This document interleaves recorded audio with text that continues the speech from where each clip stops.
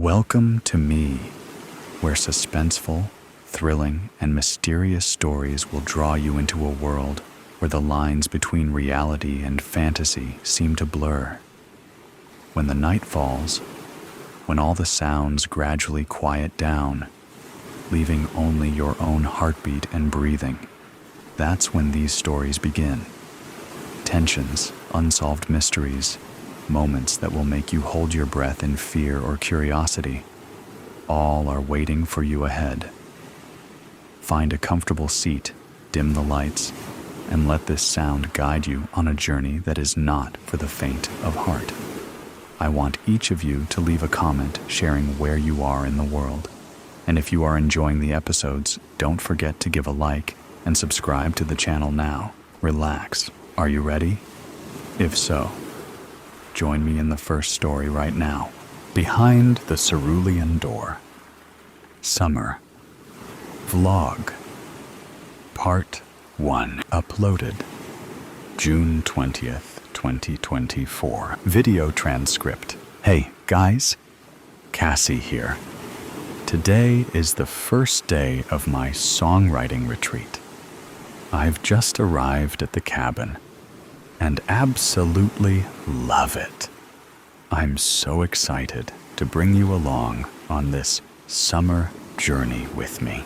This cabin is exactly what I need. A quiet little place to write some new songs and finally finish the ones I started during our tour. And you guys, just look at this place. There's a forest, there's a lake, and there's literally nobody else for miles. Well, maybe more like a few hundred meters, but still. And here's the cabin. Doesn't it look cozy? I mean, sure, on the outside, it's a bit worn down. The landlord said he just inherited it and hasn't had enough time to fix it up. But guys, the main treat is inside. Let me show you, okay? Here we are. I love this rustic wood paneling and the floors. And, oh my God, these windows, they're huge. So much light. I didn't expect a cabin this far north to have such big windows, but I guess the original owners mostly used it in the summer. Though there's a really lovely fireplace too, but I have no idea if it still works. And drum roll, please. Here's the star of this humble abode, this old, trusty, upright piano. You guys, I'm so happy I found a cabin with a piano. There's just something special about writing music on a real acoustic instrument. It feels so much better than any electronic keyboard. It's like the older the instrument is, the more stories it has to tell, you know? But I did bring my portable MIDI keyboard, just in case. This piano is probably way out of tune, but I'll try to fix it. I think I'm gonna set up my laptop right here on this coffee table so I can put some mics near the piano and record my songwriting sessions. Now, here's a small kitchen area. There's running water and everything, and I've already stocked the fridge. Gosh, these windows. Can you imagine how nice it's gonna be to make a cup of coffee in the morning and just sit here, looking at the lake? Anyway, let's get on with the tour. Over here, we've got a door to what I'm guessing is a storage room, or maybe a shed? Not sure. But look at this color. What do you call it? Teal? Or cerulean, maybe. We should totally paint our studio back home this color. I really like it. But in any case, it's locked. The landlord said he doesn't even have a key, so I guess we have a little mystery on our hands. Okay, and here's the bedroom. Not much space here, and I can barely stand straight in this corner, but it's so cozy. Kinda like a hobbit hole. I've started unpacking already. Sorry for the mess. Now, let's go check out the lake. Oh my gosh. It smells amazing out here. I wish you guys could smell it through the screen. It's like pine trees, fresh grass, and a cool breeze from the lake. And listen, can you hear the birds? Not sure if the camera mic is picking it up, but I hope you can. I know I'm gonna spend so much time down here, drawing inspiration from nature. Anyway, I'm gonna settle in now, play some piano, well, maybe try tuning it first, and I'll check in with you guys soon. The reception here is kinda spotty, but I'll do my best to post regularly. See you soon. Bye. Summer Vlog Part 2 uploaded June 21st, 2024. Video transcript. Hey guys. So, it's my second day at the cabin. Last night, I stayed up way too late working on a new song. And I guess my brain didn't fully shut off when I finally went to bed. 'Cause I'm pretty sure I dreamed a melody. Isn't it funny how our minds work? Sometimes I hear a song in my sleep. And in my dream, it's the most incredible thing I've ever heard. But when I wake up, it's kinda meh at best. Or worse, it's not even my song at all. Just something I heard before. But every now and then, I do get a real song idea from my dreams. Honestly, even when I'm awake, it feels like songs already exist somewhere out there. You know? Like when I'm really in the flow, inspired, or whatever you call it. It's like the music comes to me, and I just have to write it all down before it slips away. Weird, huh? Other times, it's more like solving a puzzle. I have all these pieces. I just have to figure out where they fit. And when I find the right spot, it just falls into place.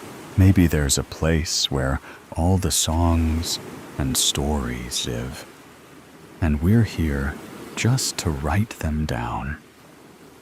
Who knows? Anyway, enough of my rambling. I tuned the piano as best I could. A couple of keys are still slightly off, but I didn't want to push it and risk breaking something. It's good enough for now.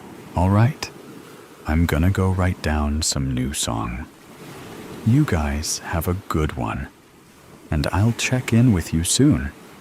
Bye. Summer Vlog Part 3 uploaded June 23rd, 2024. Video transcript. Okay, guys, this is weird. Remember how I said I dreamed of a melody? Well, now I'm not sure it's just a dream. I've been hearing this melody in my sleep every night, and last night I woke up, but the song didn't stop. I still could hear somebody, or something humming it. It was really soft, but it was definitely there. I tried recording it, but my mic didn't pick up anything. Just background noise. I swear, I'm not making this up. This song, it's so beautiful, so full of longing, but it gives me goosebumps, and not entirely in a good way. And the weirdest part? It's like it's stuck in a loop. It just ends abruptly and starts over, like it's forgotten how it ends. And now it's stuck in my head. Oh, wait. I'm so stupid. I definitely didn't get enough sleep. Here, let me sing it for you. Then, now you see what I mean, right? It's like it's missing its ending. Anyway, maybe it's just my brain doing weird musician stuff. I'm gonna go explore the woods now and try to clear my head and then focus on my own songs. Let me know what you think in the comments. See you soon. Bye. Summer Vlog Part 4 uploaded June 25th, 2024. Video transcript. Hey guys, sorry for this shaky on-the-go vlog, but I just found out something, and I have to share it with you. So, today, I went into town to get some supplies, and I ended up chatting with this old guy at the shop. When I mentioned I was staying at the lakeside cabin, his whole face changed. Like, he actually looked disturbed. He told me that about 30 years ago, another musician rented the same cabin. He thinks his name was Daniel or David, something like that. And he just vanished. I have to find out more about this missing musician. I'm gonna hit the local library tomorrow and see what I can dig up. Oh, and before I forget, no, I did not distort the audio in the last vlog on purpose. I didn't even realize the part where I sang the melody got corrupted. I tried recording it again later, but when I played it back, all I got was this weird, distorted static. And after the third try, the electricity actually went out. Maybe the song wants me to finish it first. Or maybe it's just so old school that it only wants to exist in analog. Either way, for now, I'll just have to stick to good old pen and paper. All right, I'll keep you posted. Bye. Summer Vlog Part 5 uploaded June 26th, 2024. Video transcript. Hey, guys. I have an update on the missing musician mystery. So, of course, I tried Googling it first, but without a full name, I didn't get very far. But today, I went to the town library, and I actually found an article in a local newspaper from 1994. Here, I made a copy. There's not much information here, but at least it confirms that a musician really did go missing. His name was Daniel Hart, and he disappeared in July 1994. From what I can tell, the police didn't search for him too hard, since he was a touring musician and wasn't from around here. They figured he just moved on. But here's the weird part. The article says that all his belongings were left at the cabin. including his guitar. Now, show me a musician who would willingly leave their instrument behind. I also talked to the librarian, this super stern elderly lady, and she actually remembers Daniel. He came by a few times to research local history and culture. She told me he always seemed to have his head in the clouds, and I think when I was leaving, the lady mumbled something like musician's curse, but I'm not totally sure. Not creepy at all, right? Now, about the melody, I transcribed it into sheet music and have been working on the ending. I've been writing down every option I come up with, but nothing fits yet. But there's something wrong with my notes. I don't think I wrote some of these variations in my notebook.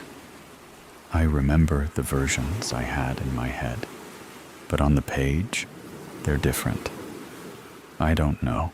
Maybe I screwed up and made a bunch of mistakes when I wrote them down. Or maybe I'm just going crazy, like some of you suggested in the comments. It looks like my handwriting, but it's hard to tell with just the do and lines in the notation.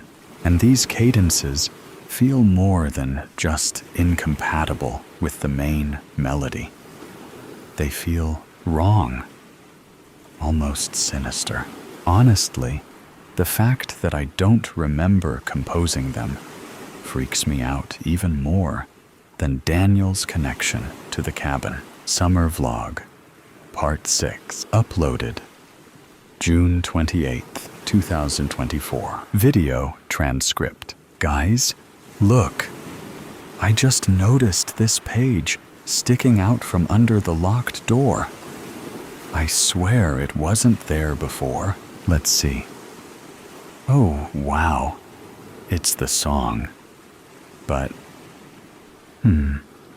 there are a couple more bars added at the end. It looks old. And the handwriting isn't mine. Do you think it's Daniel's? Geez, how is that even possible? And why did this page suddenly appear now? I don't believe in ghosts, but this feels like too much of a coincidence, right? Also, I'm not just hearing the melody at night anymore. Now, it comes as a faint whistling whenever a draft moves through the room. It gives me chills, though I'm not sure if it's the sound itself or just the cold air. Am I losing my mind? Summer Vlog, Part 7, uploaded June 29th, 2024. Video transcript. Guys, I've made some progress on the melody. I got a couple more bars right. I can feel it, but it's still not finished. It's like it's just on the tip of my tongue, but I can't quite get it right. It's louder now. I hear it even outside in the wind, though the farther I get from the cabin, the fainter it becomes. And of course, I can still hear it in my head, since I'm constantly thinking about it. It's the ultimate earworm. There's this urgency in it now. I've got shivers crawling up the back of my neck all the time. I think it wants me to figure it out. And soon. Sorry, I don't have much time to spare. Gotta get back to work. Summer Vlog, Part 8, uploaded June 30th, 2024. Video transcript. Okay, this isn't just cabin weirdness anymore. I ran into town to pick up some groceries and when I came back, this. The whole place was trashed. They tore out a few pages from my manuscript notebook, and there are deep scratches on the locked door, like someone was trying to pry it open. But they didn't take my laptop or camera. The only thing that makes sense is that they were after the song. But why? Luckily, I had Daniel's sheet with me. I know the rational thing would be to pack up and get out of here immediately.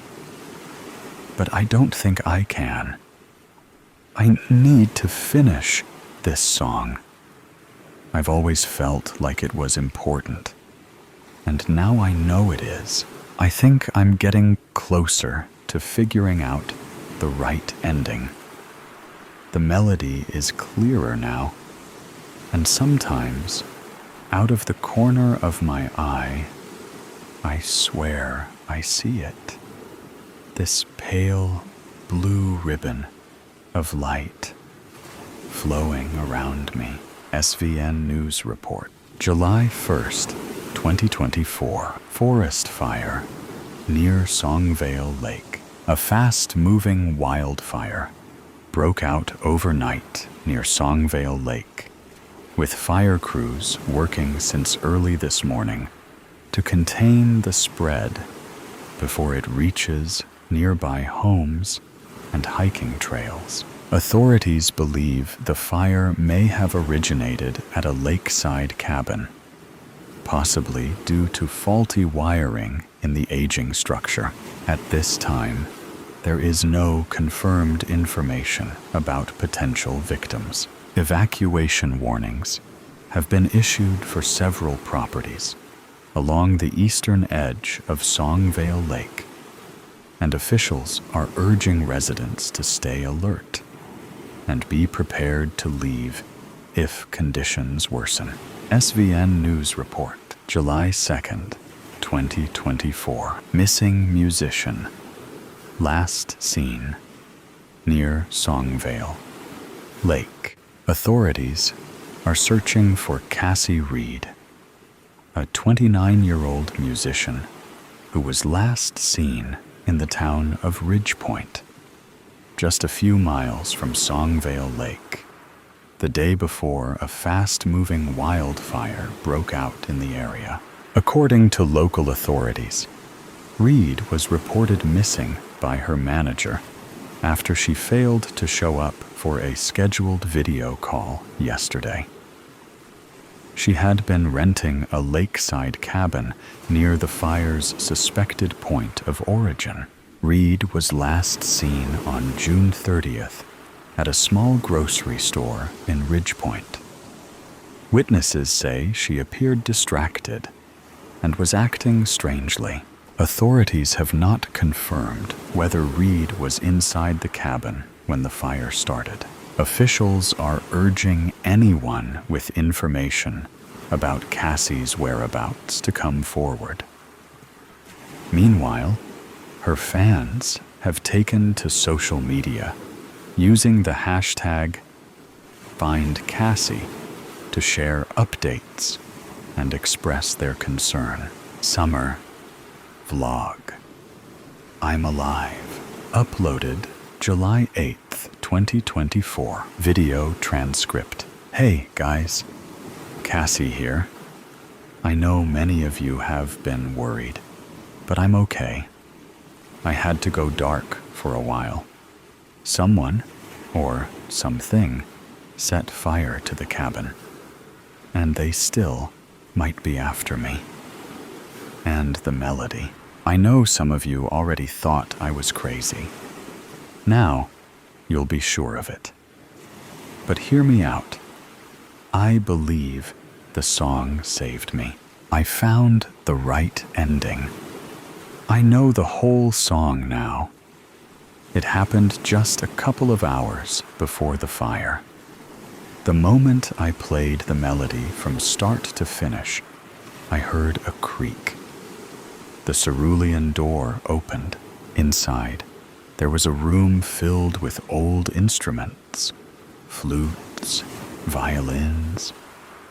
I think I even saw Daniel's guitar. And there were cassette tapes, too. There were many more musicians before me or Daniel. I don't know what happened to them, but many of them tried to write this same song. I found heaps of sheet music in that storage room, all in different handwriting. Some pieces were definitely the same song, with variations of the last part, though not many were finished. What's interesting is that some of them felt right to me, even though they were different from my version.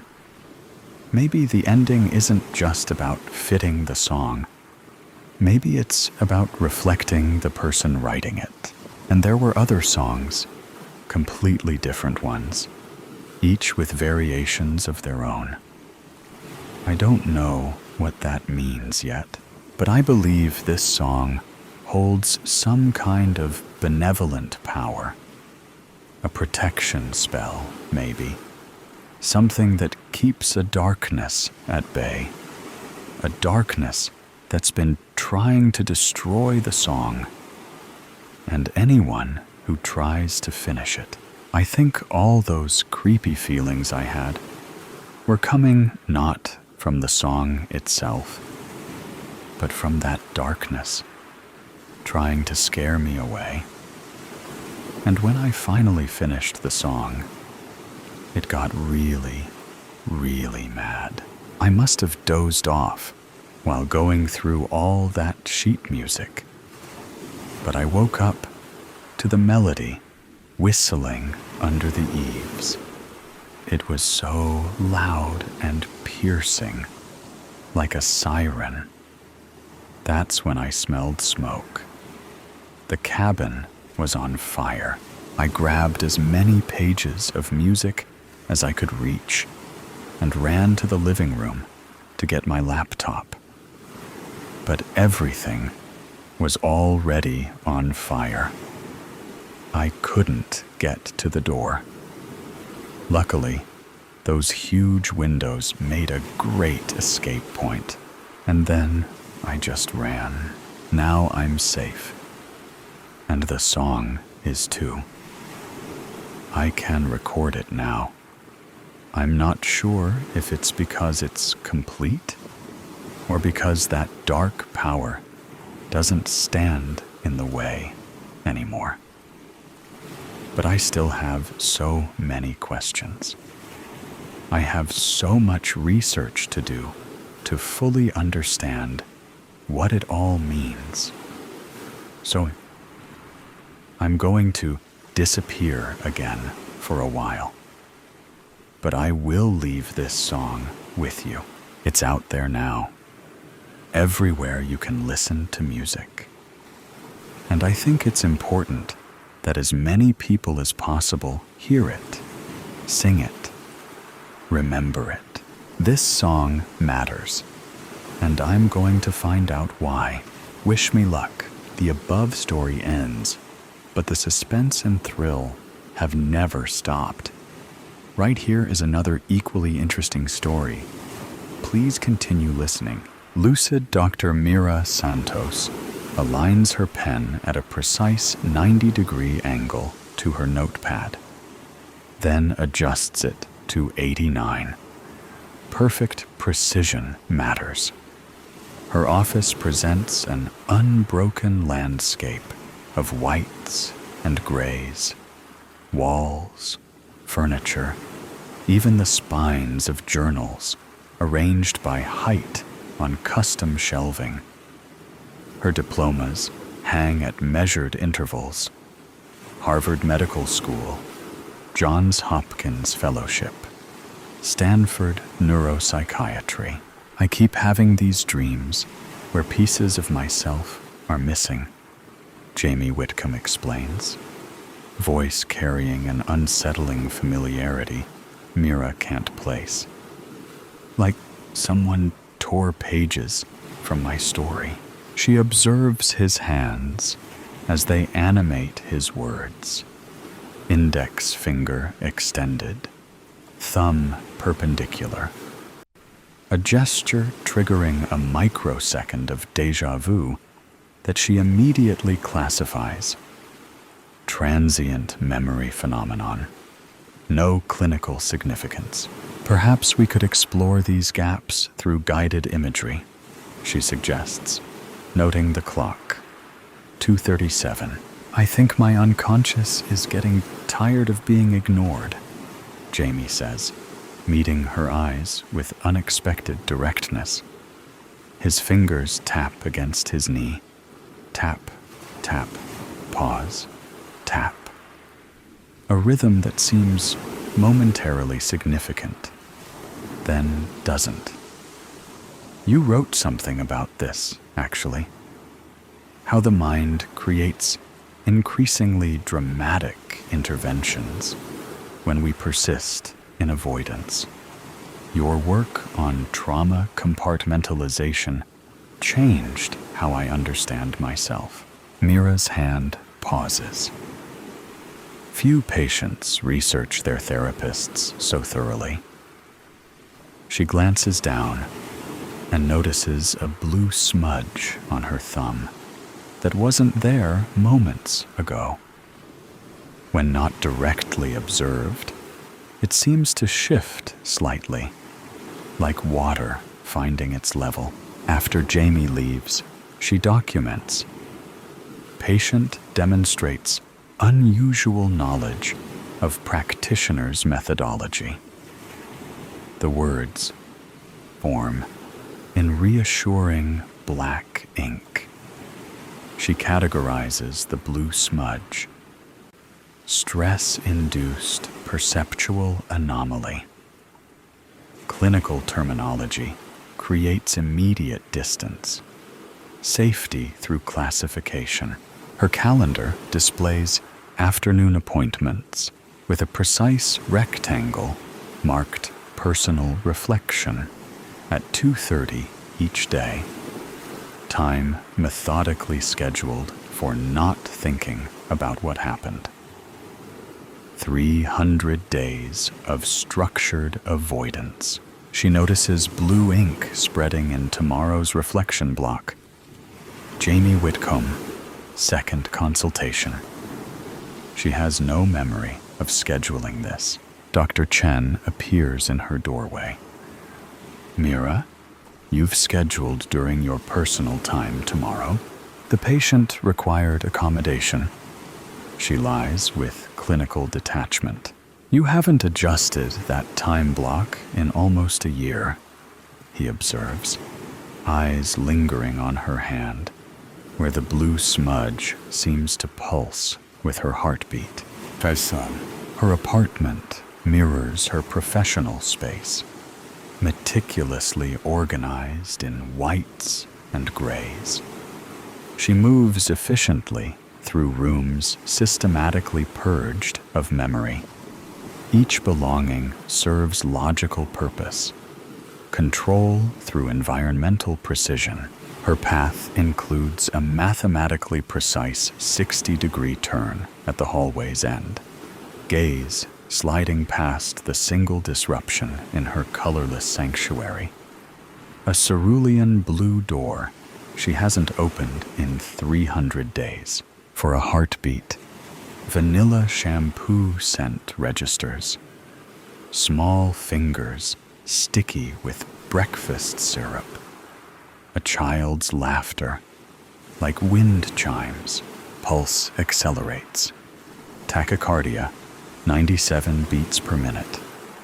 Respiratory rate increased 18%. Diagnosis: acute stress response. Treatment: continued avoidance. She walks past, careful not to touch the blue. Mira prepares for Jamie's second session, straightening her already straight pens. The blue stain has spread overnight. now covering her palm entirely. She tugs her sleeve lower. Patient demonstrates unusual knowledge of practitioner's methodology, she writes. Possible prior in vue. She stops. The words appear in blue ink despite her black pen. She selects another. Same result. Equipment. Malfunction. Statistically improbable.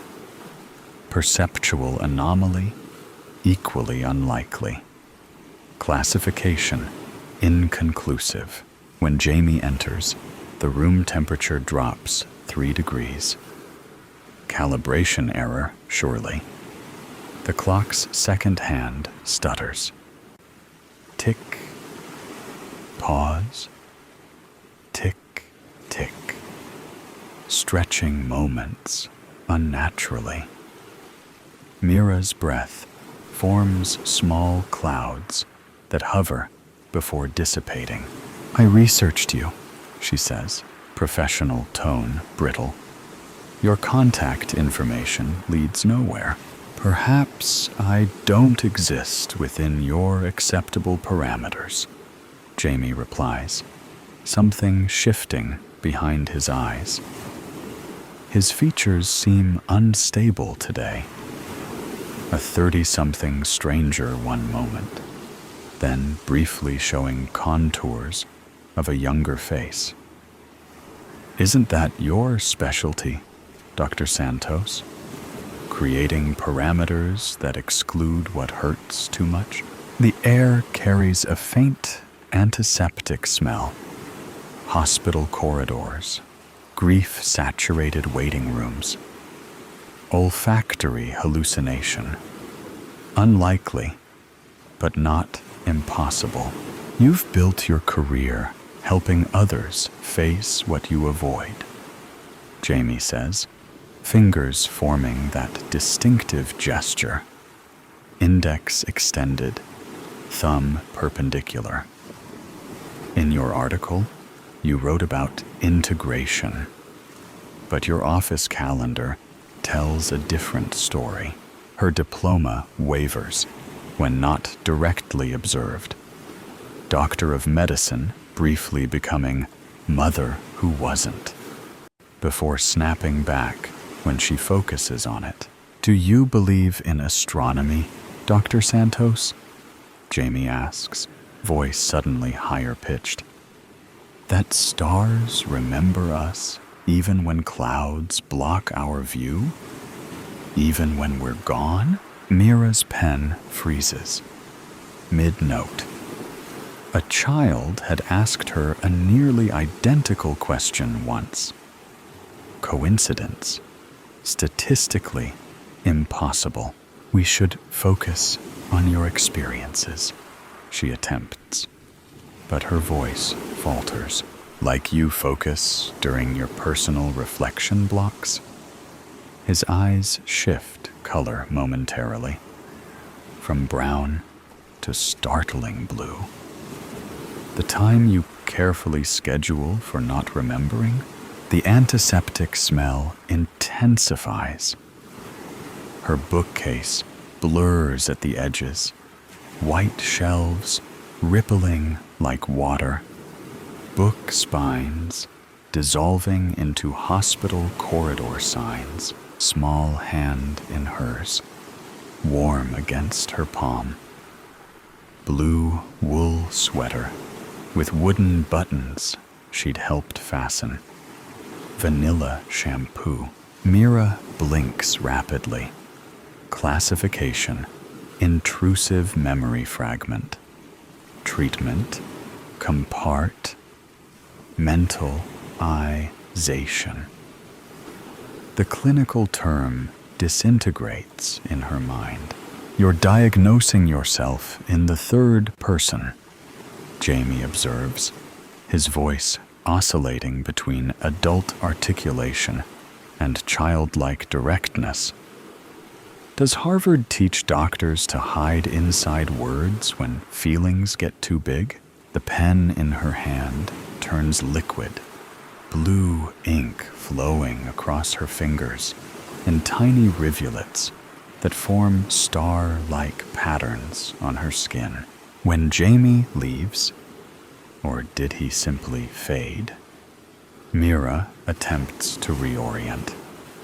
She aligns her pen perpendicular to her notepad, but blue ink pools beneath it, refusing containment. Dr. Chen enters without knocking.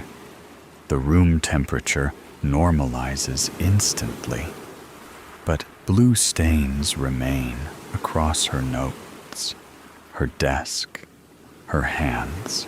The Wilkins consultation, he says with unusual directness. They've requested another therapist. Said you seemed elsewhere. I maintained appropriate clinical distance, she recites. Like you maintain distance from the children's ward?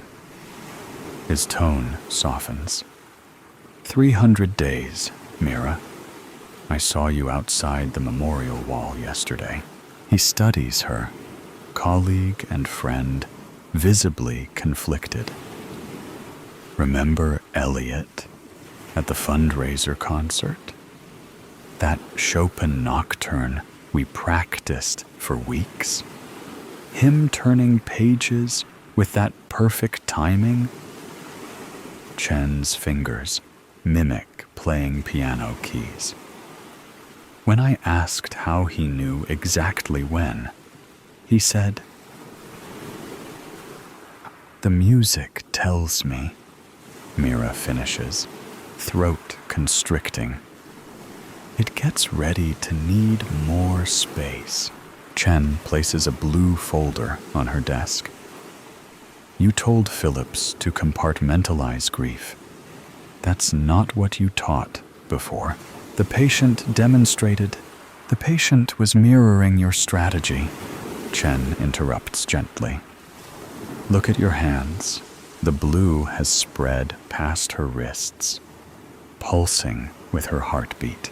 That night, the blue door PULSES with its own tuthe. Mira arrives for Jamie's third session to find him already seated. Today he wears a blue sweater with wooden buttons instead of his usual suit. Her office temperature has dropped 10 degrees overnight. Facility malfunction, she mutters, but her breath forms dense clouds. The second hand on her wall clock stutters. Tick, tick, stop, backward tick, then freezes at precisely 2:37. Your calendar has transformed, Jamie observes. Blue ink has spread across her appointment book, forming distinct patterns. The Big Dipper, Orion, constellations she once traced on a bedroom ceiling. Irregularity in the ink compu. The words disintegrate before she can complete them. Her diagnostic vocabulary suddenly foreign. Letters rearranging themselves, still trying to diagnose away what you feel? Jamie asks. His features shift. Adult one moment, then child's eyes, gazing from adult face, then small fingers emerging from suit sleeves. How's that working after 300 days? The antiseptic smell intensifies. Hospital-grade disinfectant, coffee from a nurse's station, vending machine cookies. Her cream walls ripple. Hospital corridor, green bleeding through like watercolors on wet paper. Patient exhibits acute dissoc. She can't complete the word. The pen trembles between her fingers as blue ink pools on the page, forming tiny rivulets that flow toward her like seeking things. "You taught me about grounding techniques," Jamie says, his voice shifting higher. The hand gesture again. Index extended, thumb perpendicular. "When things feel overwhelming, find 5 things you can see, 4 you can touch." "I never taught," Mira stops. She never met Jamie before 300 days ago. Statistical impossibility. Logical incongruence. Professional boundaries compromised. "When things get scary," he continues, features now unmistakably childlike beneath adult bone structure. "Find something solid to hold on to, like your hand when we crossed parking lots." Her bookcase dissolves completely, revealing hospital waiting area chairs. The leather beneath her fingertips becomes vinyl, cold, sterile. A water cooler gurgles in the corner where her ficus plant had been moments before. The clock face melts, numbers flowing into blue puddles. Her diplomas rearrange into memorial service programs. This represents functional. Clinical terminology evaporates mid-thought. Her desk transforms into the hospital admitting counter, where she'd stood precisely 300 days ago, still hiding inside Harvard vocabulary. Jamie's adult clothing now hangs from a child's frame. Blue sweater with sleeves rolled 6 times, pants puddling around small sneakers. Elliot's face now fully visible, only his eyes retaining adult knowledge. Does categorizing grief really make it go away? VANILLASHAPOO. Apple detangler. Chocolate milk breath. This isn't pos. Her hands convulse, sending her pen spinning across the floor. This cannot. The pen bleeds blue across linoleum, spreading toward her in tributary patterns that form exact replicas of the constellation drawings from Elliot's bedroom ceiling. Rain hammers against glass. Rhythmic squeak thump of wipers fighting deluge. Her phone vibrates against her ear. Dr. Chen's voice, tense with urgency. "I understand this patient is in crisis," she hears herself say, "but I'm driving with my son. Can I call you back in 5? "Mommy," Elliot's voice from the back seat. "Do stars remember us, even when we don't remember to look at them?" A question deserving thoughtful response. Philosophical inquiry from a 5-year-old mind.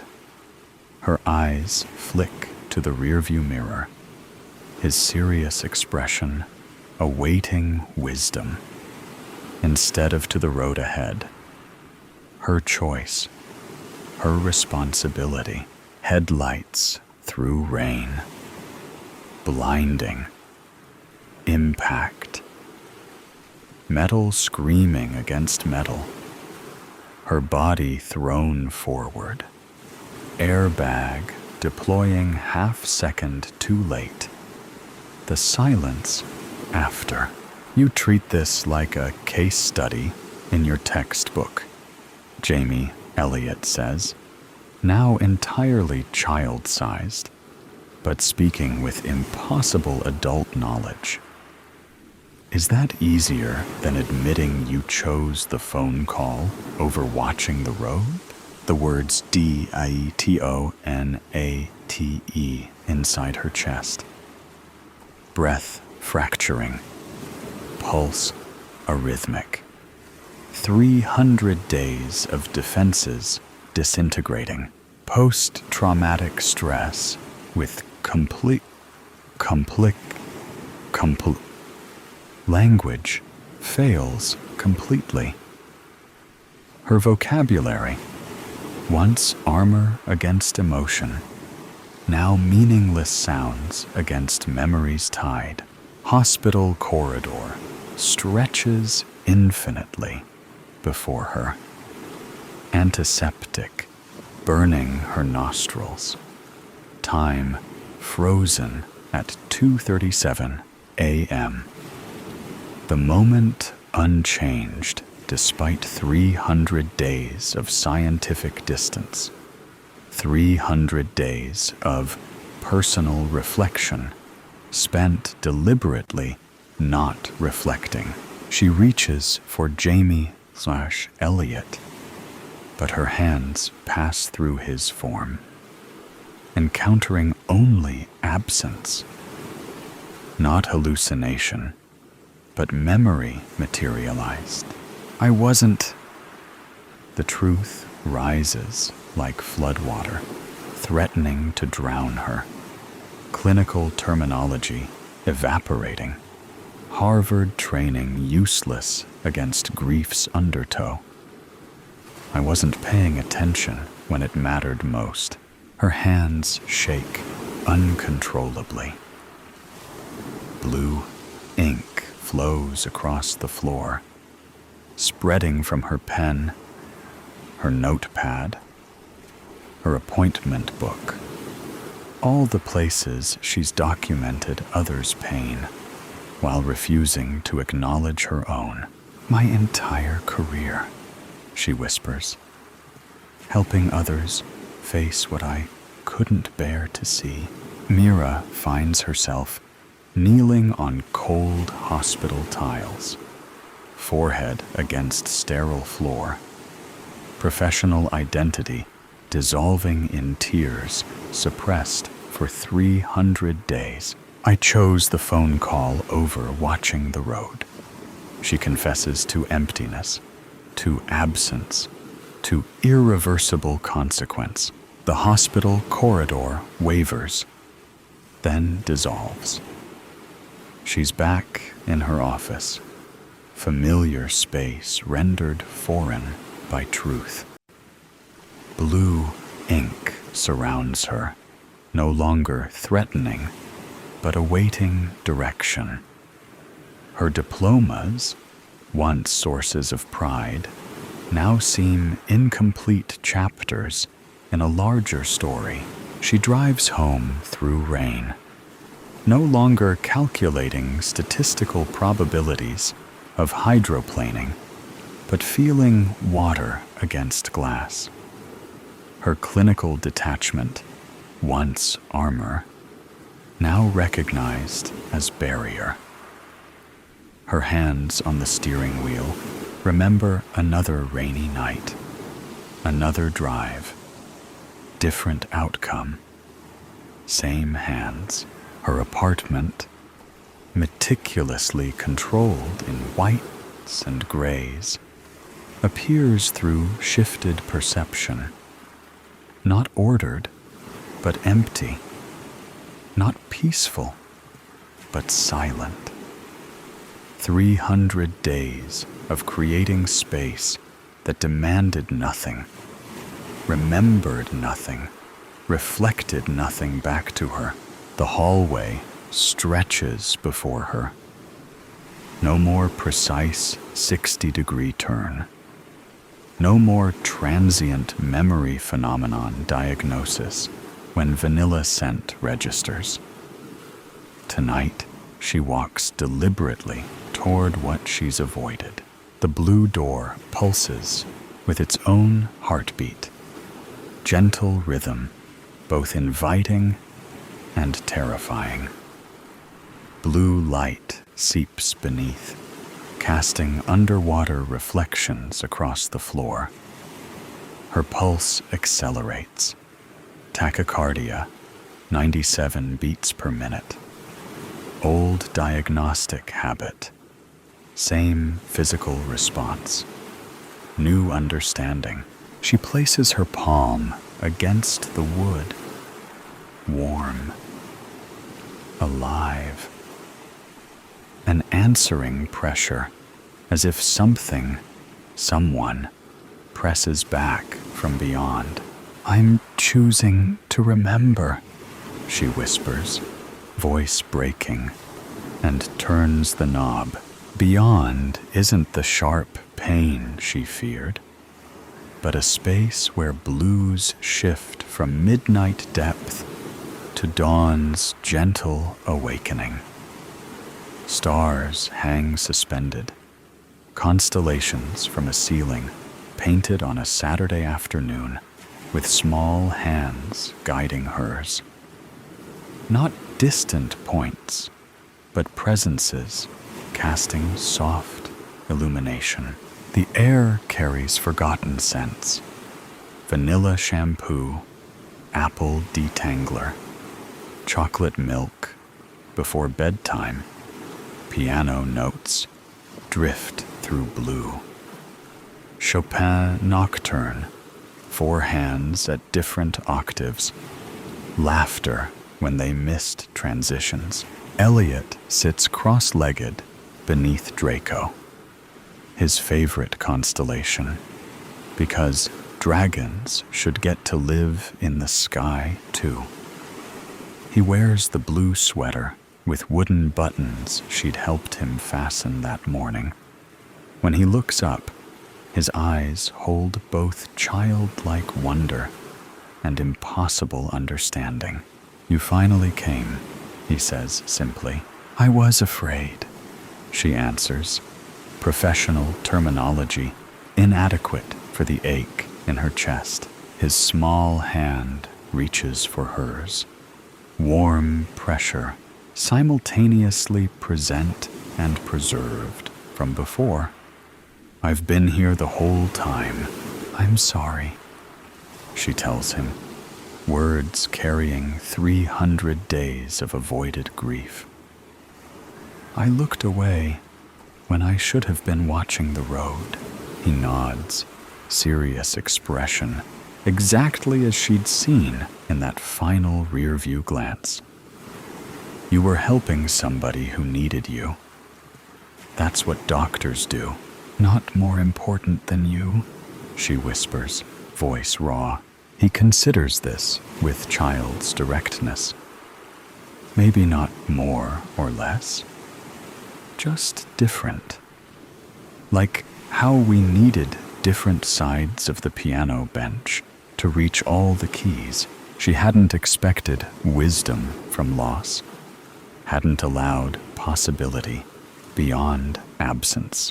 Remember when I asked about stars? He says, looking upward. If they remember us when clouds come, she nods, tears flowing without clinical categorization. They do, he says with certainty. Even when nobody's looking up, blue light pulses around them. Not invading, but connecting. Stars above and blue beneath, creating space between memory and presence, where healing begins. Your patients need you to remember too, he says, child's voice with unchildlike insight. Not just me, but what happened? She nods, understanding forming from fractured pieces. Not compartmentalization, but integration. Not absence, but transformation. Not forgetting, but carrying forward. I won't stop looking for you in the stars, she promises. His smile combines mischief with impossible wisdom. Even when you forget, I'll remember. That's what stars do. When Mira awakens, Dried tears trace her cheeks. Her office has transformed. Pearl gray walls now carry blue undertones that shift with changing light. Harvard credentials hang beside a child's drawing of constellations labeled "Me and Mommy's Star Map." The clock runs smoothly past 2:37, that moment acknowledged rather than avoided. On her desk sits a fountain pen filled with blue ink. Her deliberate choice now, not mysterious manifestation. Beside it, her appointment book with integration practice, replacing the blocks formerly labeled personal reflection. Not scheduled avoidance, but purposeful remembering. The phone rings.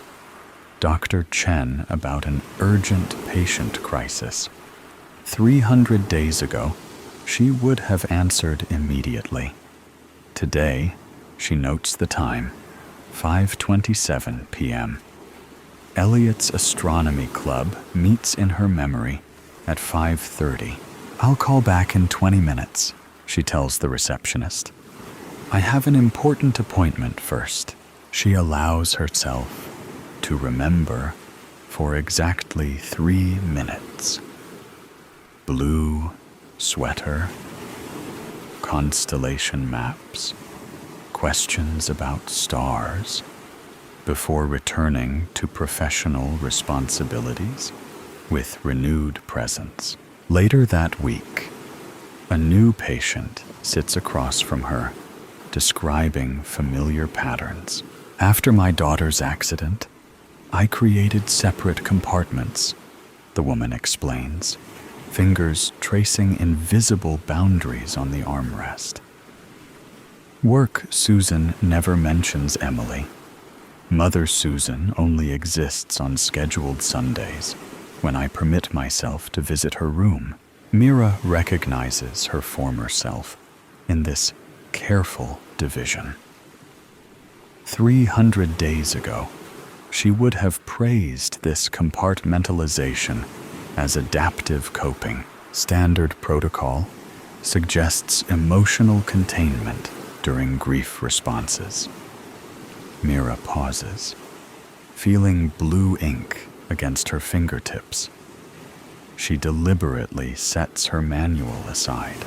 "Protocols have their place," she says, leaning forward slightly. "But they can't account for how grief rewrites our internal maps. Compartmentalizing doesn't actually protect us. It fragments us. Integration doesn't mean constant pain, but allowing memory to exist alongside present moment." The woman's eyes fill with tears. "How?" "By acknowledging both your professional competence and your profound loss, not as separate identities, but as equally true aspects of who you are now." Later, Mira opens her own case file. She writes, "Subject demonstrates initial success in memory integration. Professional identity remains intact while accommodating emotional truth. Continued practice indicated." She pauses, then adds, "The stars remember us, even when we forget to look up." She signs the entry. Day 321. The blue ink catches light as it dries. Not the end of grief, but the beginning of carrying it differently. Let's continue with the next no less thrilling stories. The Angst of Antilla. "Tell me the truth. Where are you from?" Yannick roared, leader of the Goobies, a notorious nomadic southern desert clan. In his teepee kneeled a young woman bound by the ankles and wrists. She wore a dirty, white satin tunic and breeches. Her brunette hair escaped from under her sand-dusted headscarf. Around her tired eyes, a darkened mixture of sand and sweat stuck to her skin. Other than that, the rest of her face remained untouched. Inside the teepee stood a few wooden chests and a bed of dried rushes wrapped in linen. A lantern sat next to the bed, and about 4 woven rugs covered the desert floor. A leather bag lay across the floor, next to the woman. Through the crack of the entrance, stars could be seen twinkling in the inky darkness of the desert sky, stretching out towards the far horizon. A slight chill wisped its way inside and curled around the room. Besides the faint talk of those in the surrounding tents, only the crackle of the rushes burning in the lantern could be heard. "I've said too much," the woman murmured. Yannick slapped her across the face. Her head snapped sideways, the red sting blooming across her cheek. Slowly, she turned back to face Yannick, trembling with rage. She glared at him, her blazing eyes drilling unsettlingly into his soul. Yannick took a step back. The wrinkles on his forehead loosened as frustration turned to shock. "No way. This can't be," he whispered, feeling his stomach drop. He lowered to one knee to face her. He had to confirm what he was seeing. He let out a sharp sigh of disbelief. His eyes weren't fooling him. "How?" he asked her. She continued to shoot daggers at him, remaining quiet. "How?" he repeated. "How what?" she spat. "Amber." Your eyes turned amber. She broke eye contact with Yannick and stared blankly at the reed-woven floor. Her eyes flickered back to a deep shade of brown. Yannick shuddered as he felt a sudden chill leave his bones. "Tell me I'm wrong when I say that you're from Antilla," Yannick said, holding his breath. The woman shut her eyes and sighed. "Tell me!" he roared impatiently. She looked up at him again, amber flickering faintly through her pupils. A coldness instantly rushed over him again. "You're not wrong. I am from Antilla," Yannick exhaled sharply, falling backwards to sit on the floor. He crossed his legs and ran one hand through his hair. "H, how is it possible? How did you survive?" he questioned in a softer tone. "Untie me, then I'll tell you," she hissed, her menacing amber gaze burning into Yannick. "You have some nerve." "Then let my secrets remain untold," she jeered, narrowing her eyes. Her lip curled slightly. Yannick scoffed before getting up. He walked over to her leather bag and threw it angrily behind him, out of the woman's reach.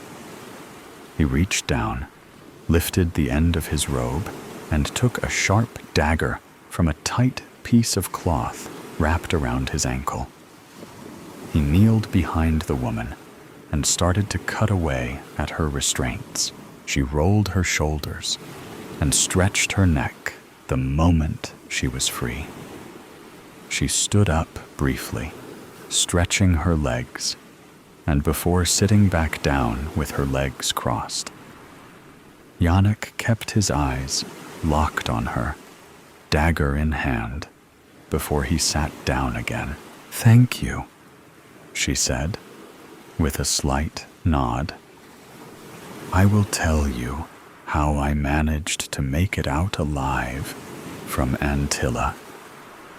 But it will not help you, nor will it bring any peace to this situation. It will only quench your curiosity." "A favor for a favor," Yannick said, twisting his knife from the blade's tip. "Very well." The woman dug deep into her mind to try to resurface the day she made it out of Antilla. The memories came flooding back in an instant. "Tonight, a distant star will die. It will explode into blues and pinks and purples," Kira said, bursting with excitement. "And how do you know this?" I said, crossing my arms. Kira had a vivid imagination.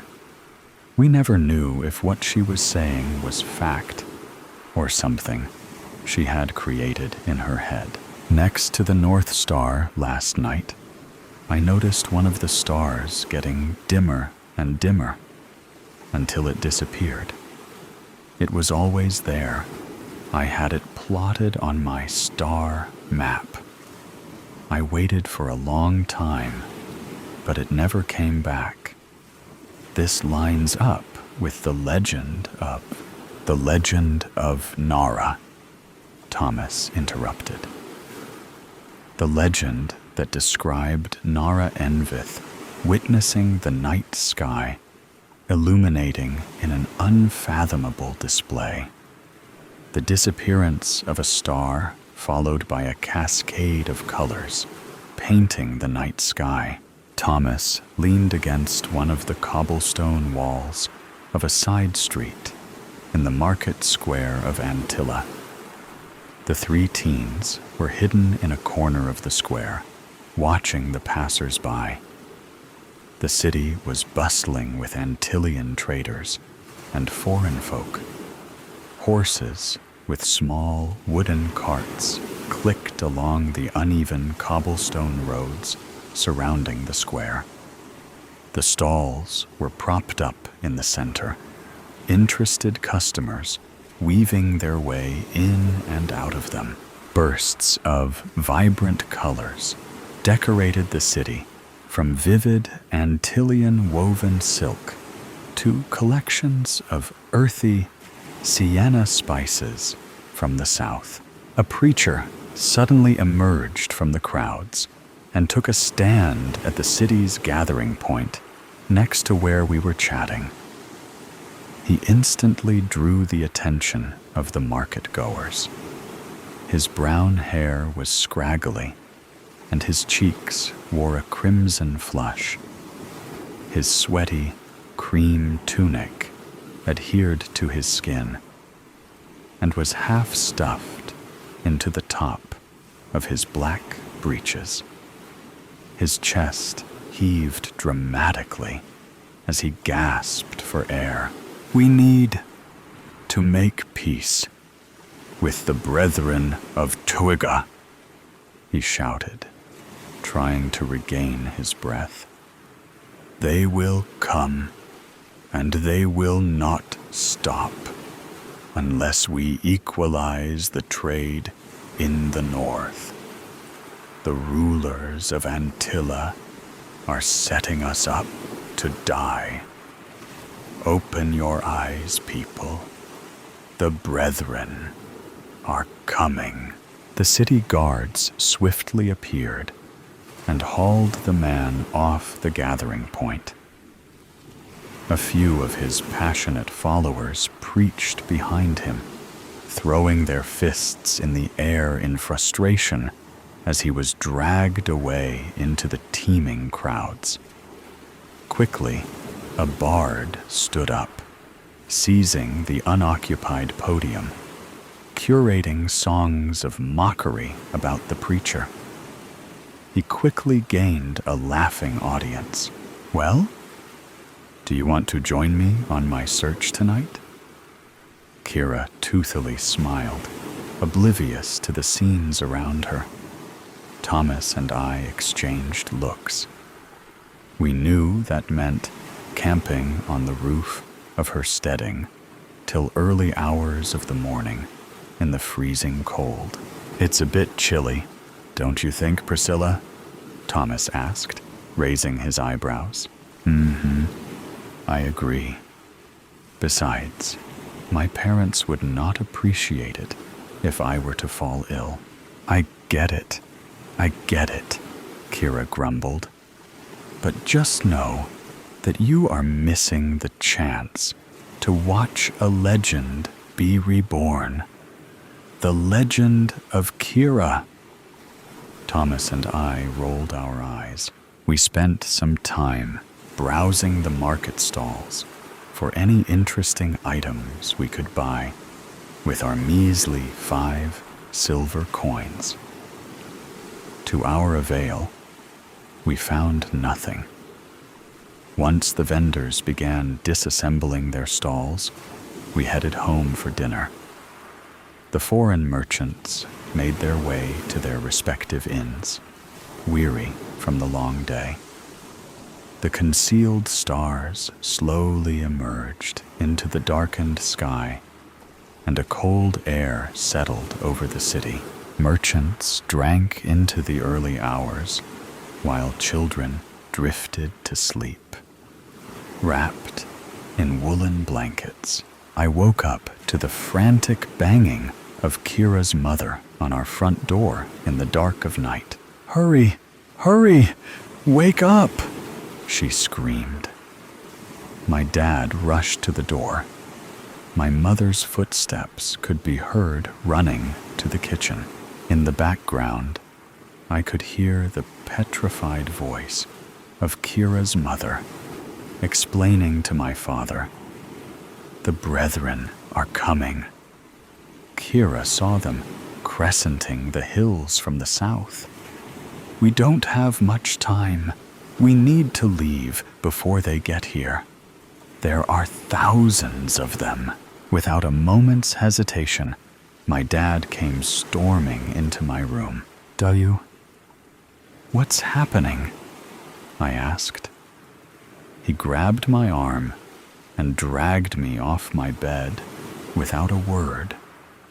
My mother was waiting at the door with a lantern. In the span of a few minutes, buildings had been set alight, and screams could be heard echoing through the city from the outer walls. We ran through the streets, trying to avoid soldiers and other screaming townsfolk, hoping to make it to the north of the city before the soldiers got there. But it was no use. We were surrounded. "Priscilla, you need to listen to me," my dad said sternly. He kneeled down to face me and placed his hands firmly on my shoulders. "Those carts by the city walls will soon be leaving. You need to climb under one and grab on. Do not let go. Do you hear me? Do not let go. You need to get out of here. We love you so much. We will come find you. Go. Be safe, my dear." Tears spilled down his cheeks, illuminating in the fire's blaze. "Dad, go!" I did what I was told. I ran to a horse and carriage next to one of the burning buildings by the city's outer wall. Before I went under, I looked back, hoping to see my parents, to say my final goodbyes. But they had vanished. I climbed under the large carriage and held on to the wooden foundations. I wrapped the top of my feet behind another plank of wood.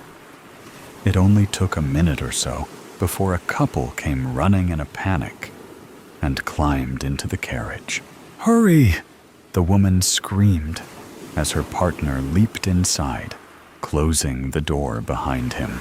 A coachman jumped onto the front of the cart and instantly got the horse in a gallop. The cart moved quickly out of the city, cobblestone streets changing to rough dirt roads. We turned occasionally until we were headed for the south. As we moved further away, the stillness of the cold, airy night echoed the distant, muffled screams escaping from Antilla. Tears slipped down my cheeks, but a cry could not form. I didn't know if I would ever see my family or friends again. My whole world had changed in a heartbeat.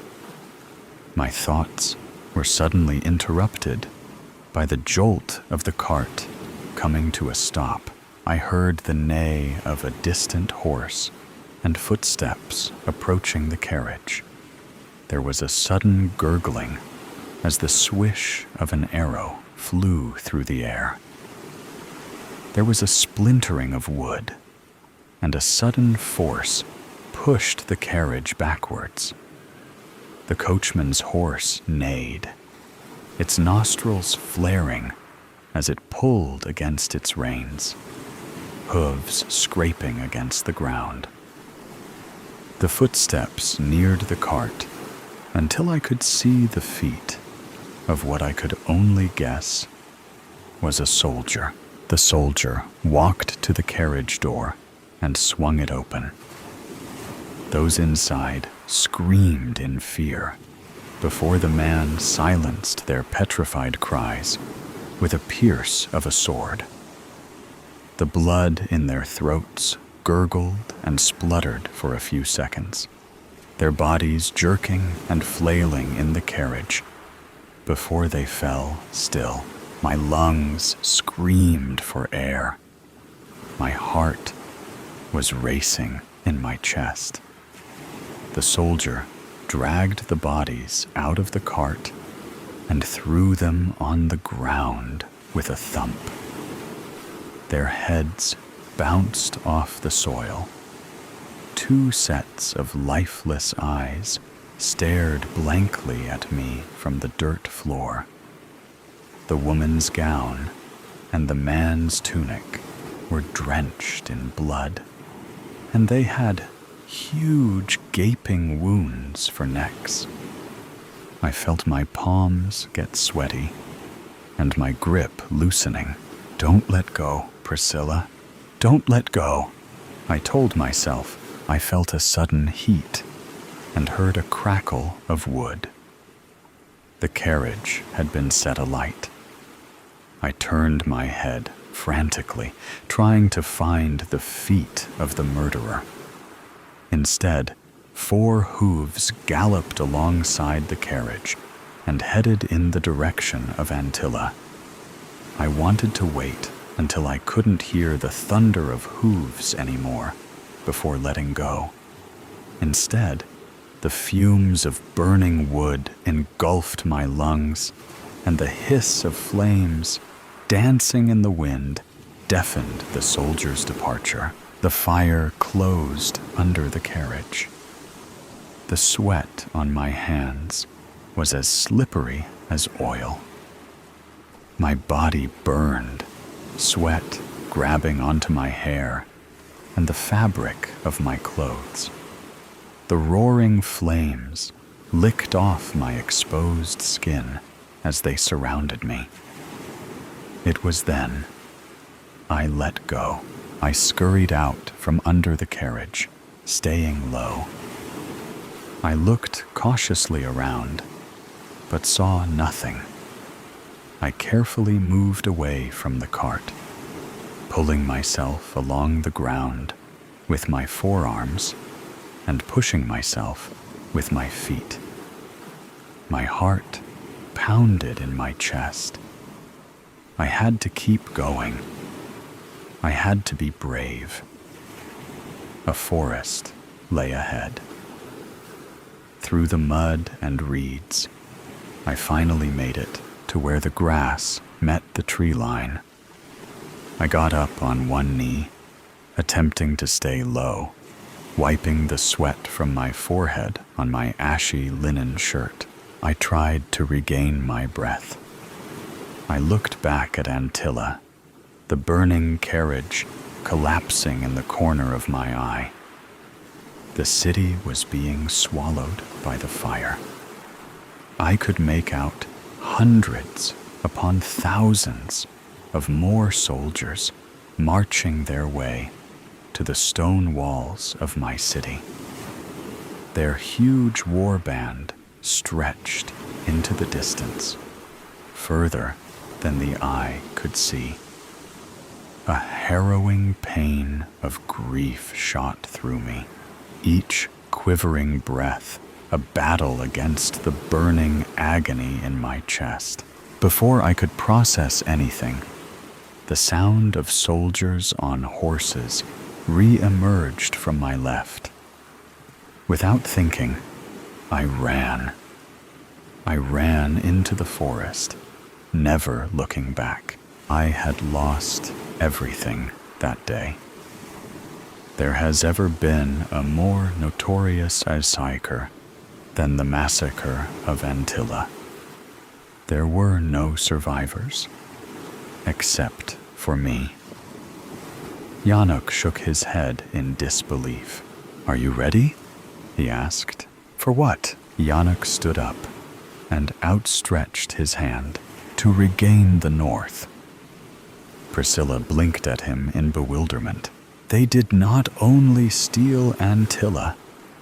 The Brethren banished us nomads from our territories, leaving us stateless in the south. They are trying to rule over all the sacred lands.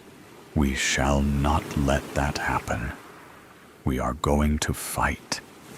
We will take back what is rightfully ours. Are you in? Priscilla hesitated for a moment. The bottled anger boiled her blood. A fiery passion burst in the pit of her stomach, longing to gain revenge for her friends, her family, her home. She looked up at Yanuk, eyes burning with an igniting amber. Priscilla nodded and took Yanuk's hand. She was ready to fight, and the next story will be told right away. Please listen carefully. The children of the Forsaken. The villagers called them Children of the Forsaken, those shunned to the Bear Claw Mountains, exiled from society. But the children called themselves the Watchers, for their view of the villages nestled in the valley below, and to their parents, they were merely Raya Navarium, Lilith Skyden, and Quill Weston. Who in the Risen's name takes the forest path to Bearclaw? Asks Quill, features twisting as a gentle frown and harsh laugh compete for dominance, like wolves fighting over a kill. Lilith gives him the scolding look of a mother. Don't say that. Mother says it's a bad word. I heard that the Risen will come take your voice at night if you forget to say your prayers. Though the Risen, fallen dead brought to life by the god of death, VOL.8, were more myth to faithless villagers than a poor, disease-ridden harvest. Amongst the Forsaken, the ancient gods were sacred. Quill gives an assertive nod to Raya. You were brought to the Forsaken as a child. What do you think? Are we going to make another friend? Raya's features may as well have been carved from stone, like the statues of the Risen in the underground temple below their feet. Her eyes are cast on the singularity in the distance, the cloaked figures cutting through the path against a blur of wind and snow, with the relentless endurance of a river's current. Raya was only a child when she was sent to the Forsaken. But as she grew, her past came back in fragments, like the shards of a broken clay bowl she'd accidentally dropped onto her foot trying to reach the table earlier this morning. Sometimes Raya prayed to Voltairam at night for the empty contentment of forgetting, to let her past die like all things in this world. But watching the figures, she supposed that there was a certain strength to remembering and enduring that was a part of living. I remember that the nun who heard me singing and saw me floating screamed and threw a book at me. I remember crying because I was confused more than hurt. Her face falls to her woolen boots covered in snow. I remember the thin cotton blanket that I shivered through all the way up to the mountains. I don't remember my father very much, except for the fact that he lived in a very big house and never seemed to be there. Quill squints through the haze, trying to see through the chaos of the storm. I don't see a child with them. Raya climbs atop a boulder with practiced movements, testing the heel of her boots against the stone for ice patches, and peers over the edge. I think you're right. Quill crosses his arms with false bravado. Of course I am. They're coming for us, but not for the reason we think. Raya turns to each of them and asks them the same question. How old are you? Quill is 10 years old. Lilith turns 8 next week. Raya is the oldest of them, almost 11. One of them wears the white robes of a priest. They were sent to cut our throats and take our voices too. Raya abandons her perch, staggering backwards. We're not even 16. Must have been a terrible harvest. Quill starts, before cut off by an elbow blow to his side. Lilith's voice trembles, and Raya tells herself that it is Lilith's teeth chattering from the cold, while Quill merely rubs the edges of his bony ribs. I need to tell Mother. She'll know what to do. Word of the priest's arrival and rumors about another nulling ceremony to take the voices of the children spread through the small town of Bearclaw faster than an avalanche. The children are kept safely behind locked doors and shuttered windows, while townspeople brandish an assortment makeshift weapons: knives, pickaxes, woodcutters' axes, shovels, old potions, and spell books. By the time the travelers arrive, the townspeople are ready and waiting. The children have been instructed to stay inside, stay away from the windows and door. But the coziness of the fireplace is almost stifling compared to the tenuous, cold, bitten air. Lilith turns away from the window, her eyes damp with tears. A few moments ago, her mother had forced her to look her in the eyes and wrote that if she could not be strong for herself, she must be strong for others. Her father, who mostly grunted in response to anything she said, hugged her, and wrote that he loved her. Only now, Lilith started to realize that she would need to be strong for her people if her mother wasn't there to lead them. Huddled in the corner, hugging her knees against her chest, Raya tries to press her body flat against the wall to steady her trembling frame. Her mother wrote mutterings about the trouble that youth these days seem to find.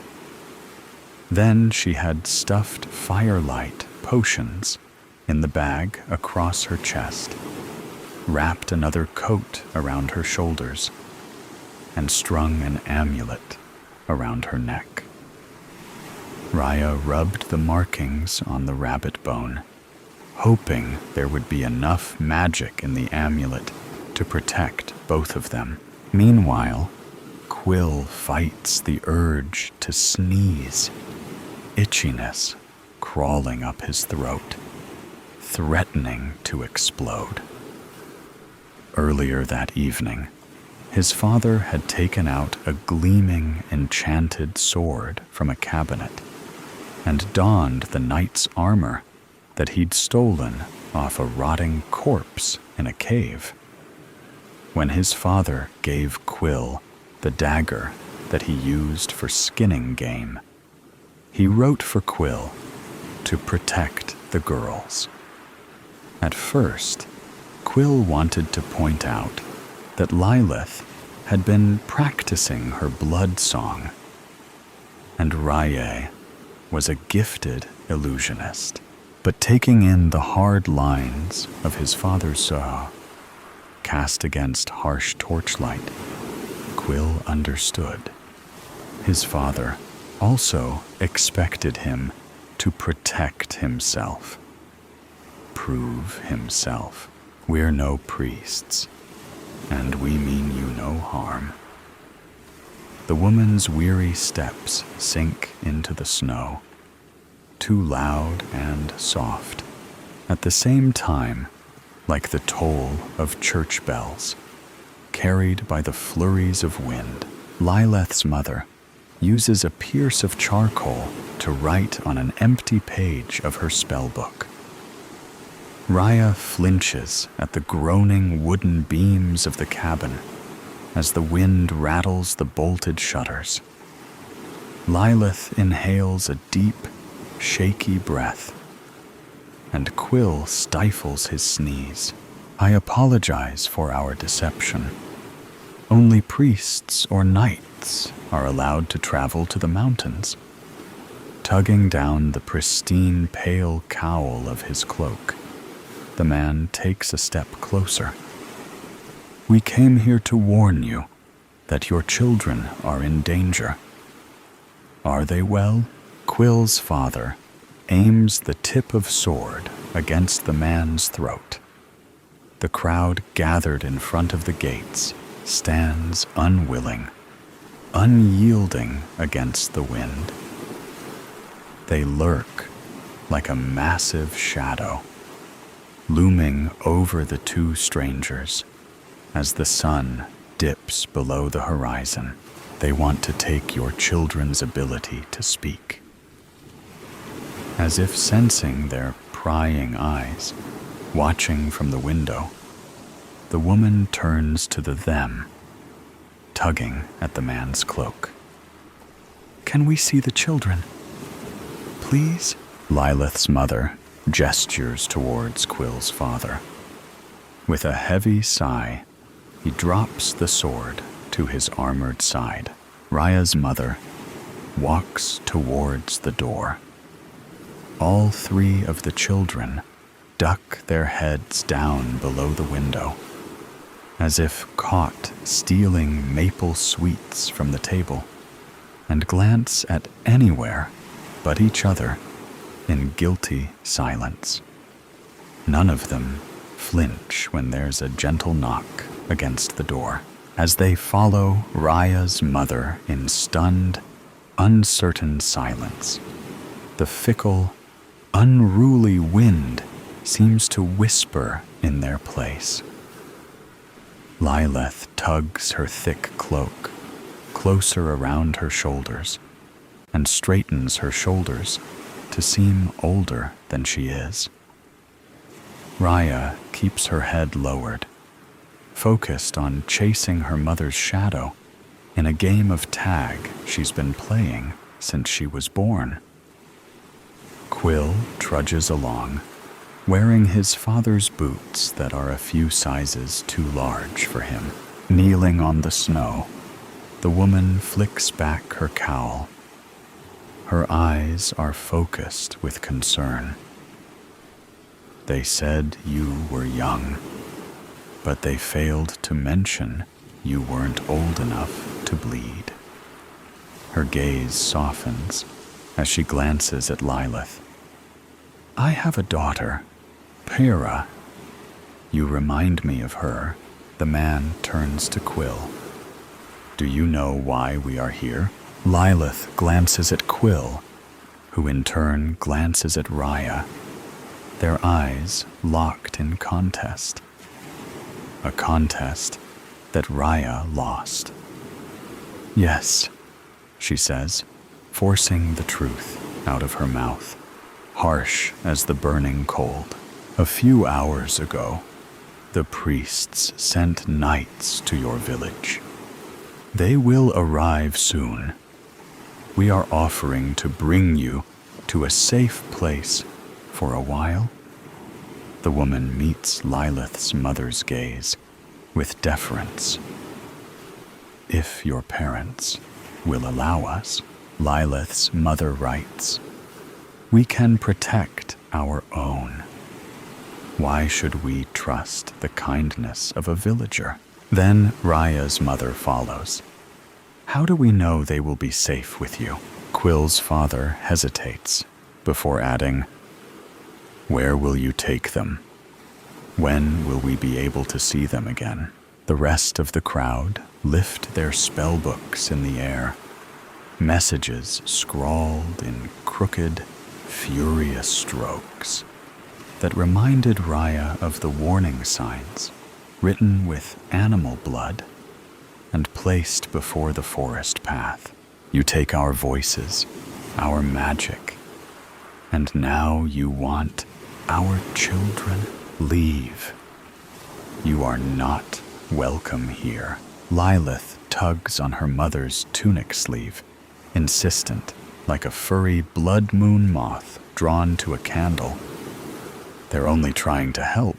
That's what the priests say, replies Quill, with an annoyed scoff. Rhea closes her eyes, trying to put up a mental fortress around her mind, blocking out the argument. She still remembered the long, tortuous walk from the church orphanage as she left the village. A man smelling faintly of bread spat on her feet. Someone wearing a silk dress called her a sorcerer, slut. When she tripped and fell on her feet, a rosy-cheeked child took the opportunity to throw rotten fruit at her back.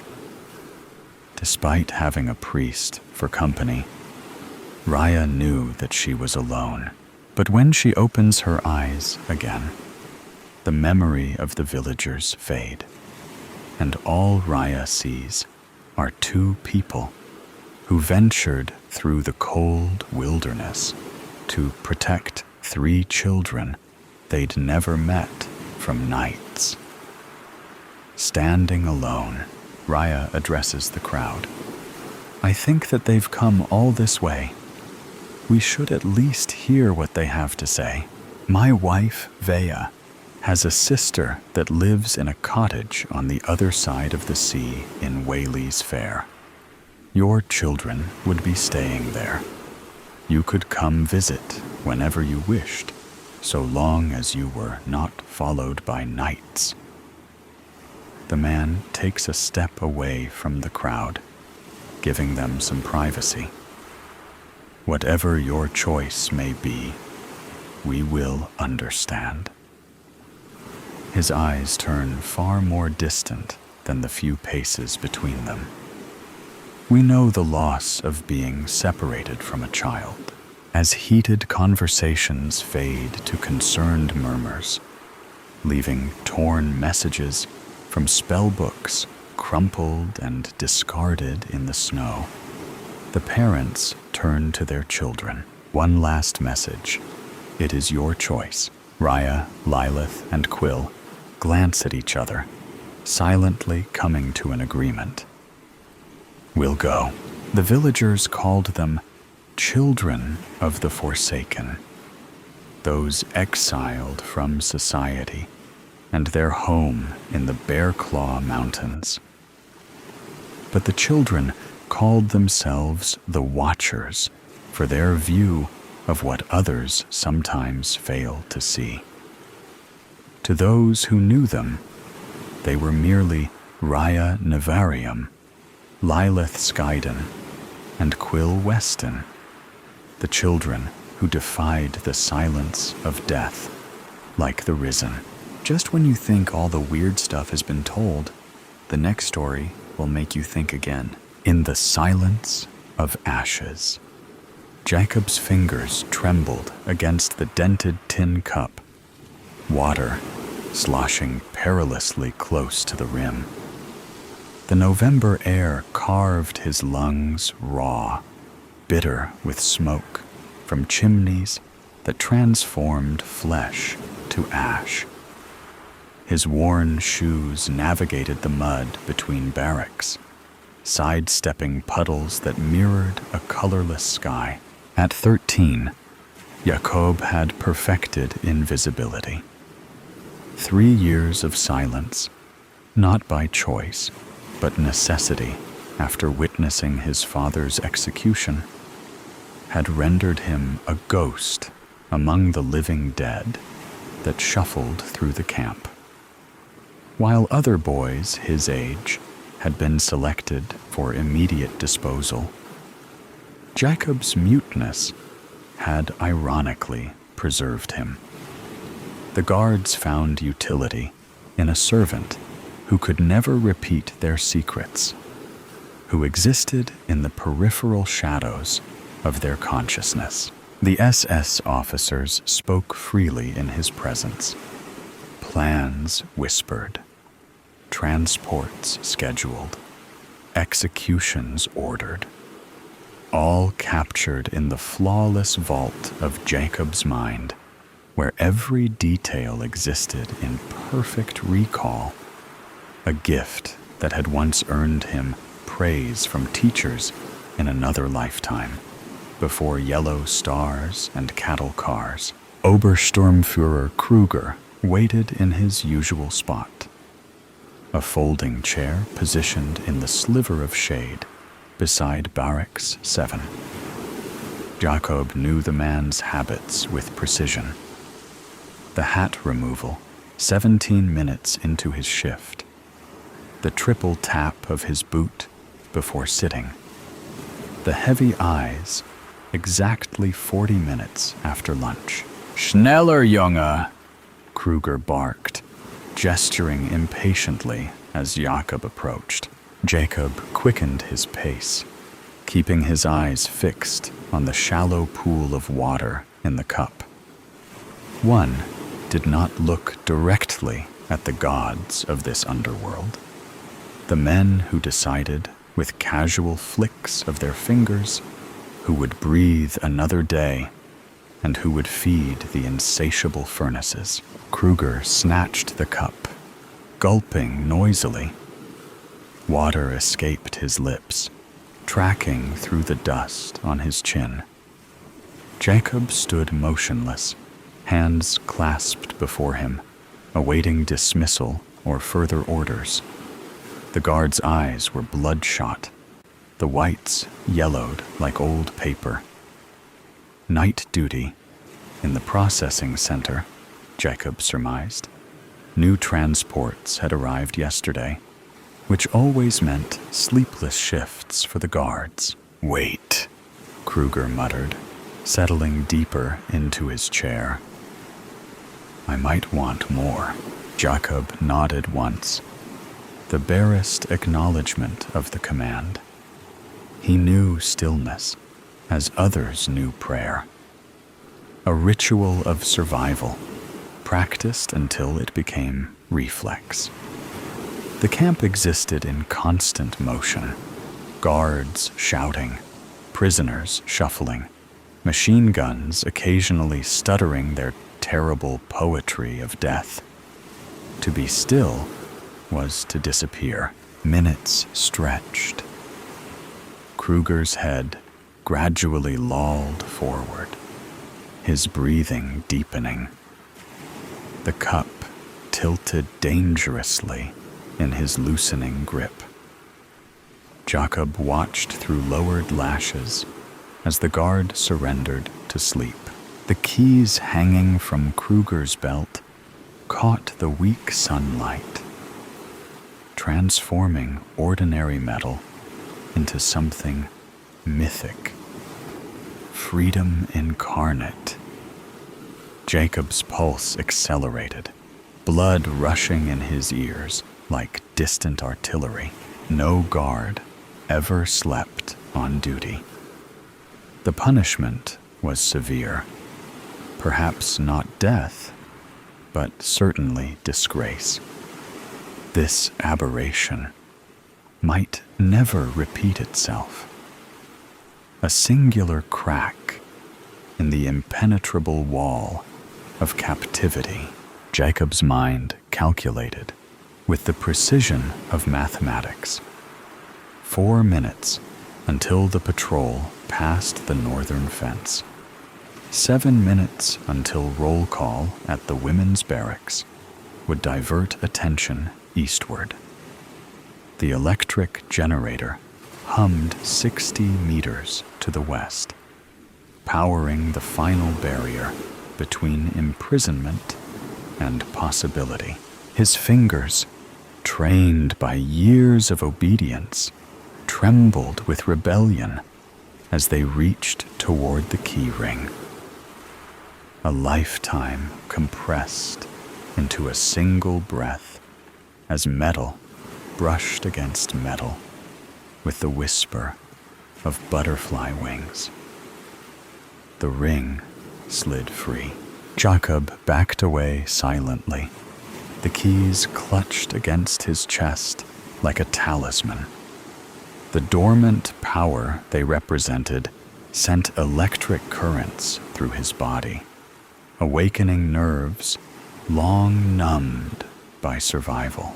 For the first time in 3 years, a ghost became solid. A shadow contemplated substance.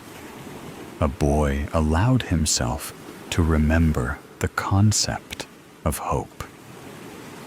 The keys felt impossibly heavy in Jacob's pocket as he slipped between the skeletal shadows of barracks. His mind projected every detail of the camp upon the canvas of his consciousness. A perfect map etched by thousands of forced errands. There, the blind spot behind the infirmary, where guards rarely patrolled. Here, the drainage ditch that ran beneath the eastern fence, partially obscured by withered weeds. Each movement demanded precision as afternoon shadows stretched across the packed earth. Jacob became one with them.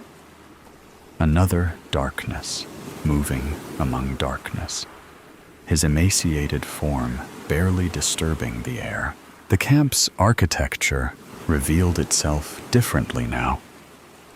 What had been a prison became a puzzle box, and Jacob held the solution in his trembling hand.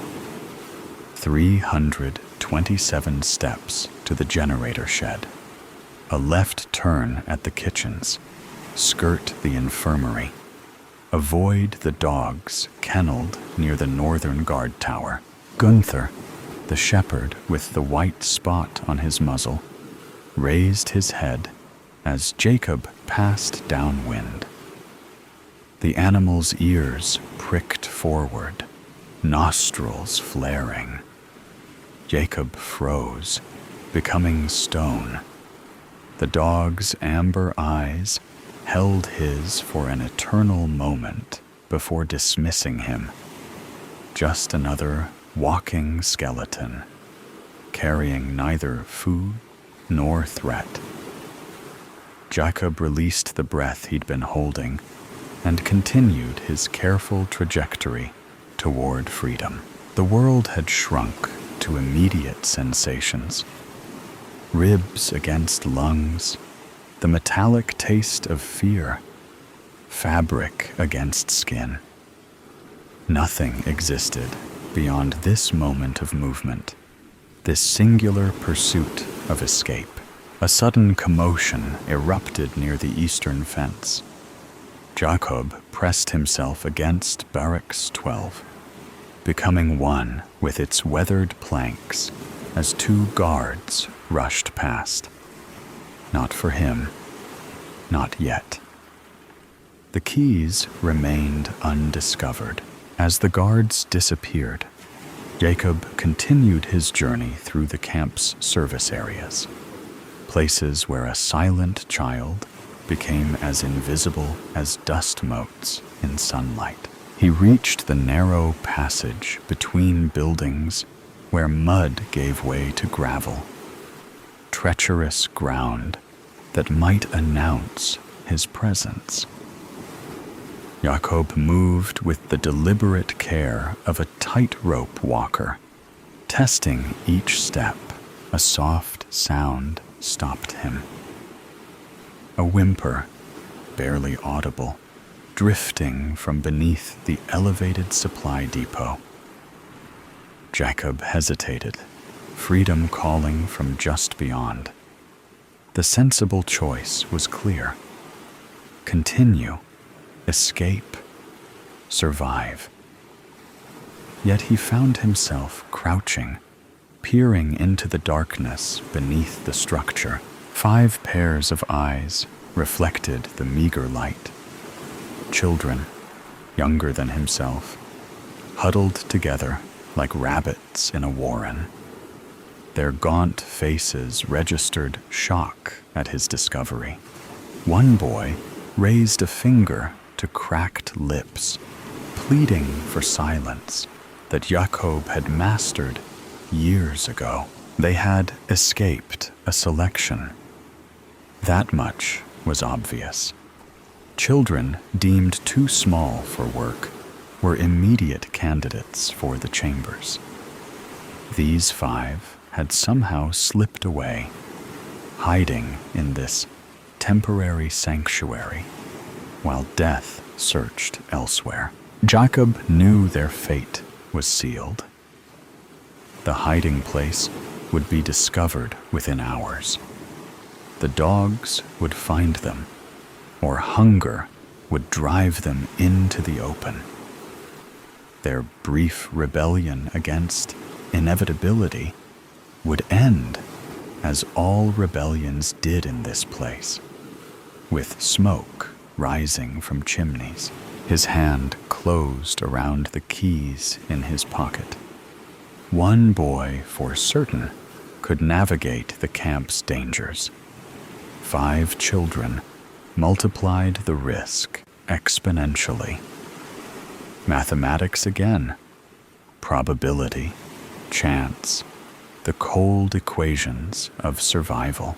The smallest child, a girl with eyes too large for her hollowed face, extended one skeletal hand toward him, not begging, not pleading, offering connection, humanity. Something the camp had systematically stripped away layer by layer until only animal survival remained. Jacob's memory flashed to his father's final words before the guards beat him silent. Remember who you are.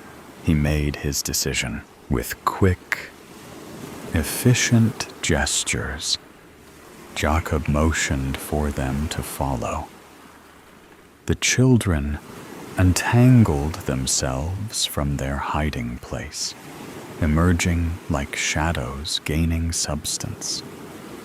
Their movements were clumsy with fear and weakness, but their eyes held absolute focus on Jacob, their unexpected savior, their silent Moses. The smallest girl slipped her hand into his. Her palm was fever hot against his cold fingers. The contact sent electricity through Jacob's arm, awakening something long dormant. Responsibility, connection, purpose beyond mere survival. Together, they became a small constellation of desperate stars, moving through the gathering twilight toward the generator shed and the possibility of freedom beyond. The generator shed vibrated at the camp's edge. Its drone masked 6 pairs of feet, navigating between the fences as Jacob led with a cartographer's confidence. Evening patrol would begin in 17 minutes. Searchlights would sweep the eastern perimeter in 12. The rhythm of the camp's security beat within Jacob's consciousness, like a second heartbeat. The smallest girl, her name yet unspoken between them, clung to his hand with surprising strength. Behind them, the other children followed in a chain of desperate hope, each grasping the clothing of the one ahead. Their collective breath formed ghostly plumes in the November air, spectral evidence of lives not yet extinguished. Jacob reached the generator shed's rusted door. 3 keys tried, 3 keys rejected, before the 4th slid home. The lock surrendered with a reluctant click that seemed thunderous in his heightened awareness. He ushered the children inside, pulling the door closed behind them. Darkness enveloped them, broken only by the red glow of indicator lights. The smell of oil and metal replaced the camp's perpetual stench of suffering. The generator's pulse vibrated through the concrete floor into their bones. Jacob's memory reconstructed the shed's interior with perfect clarity.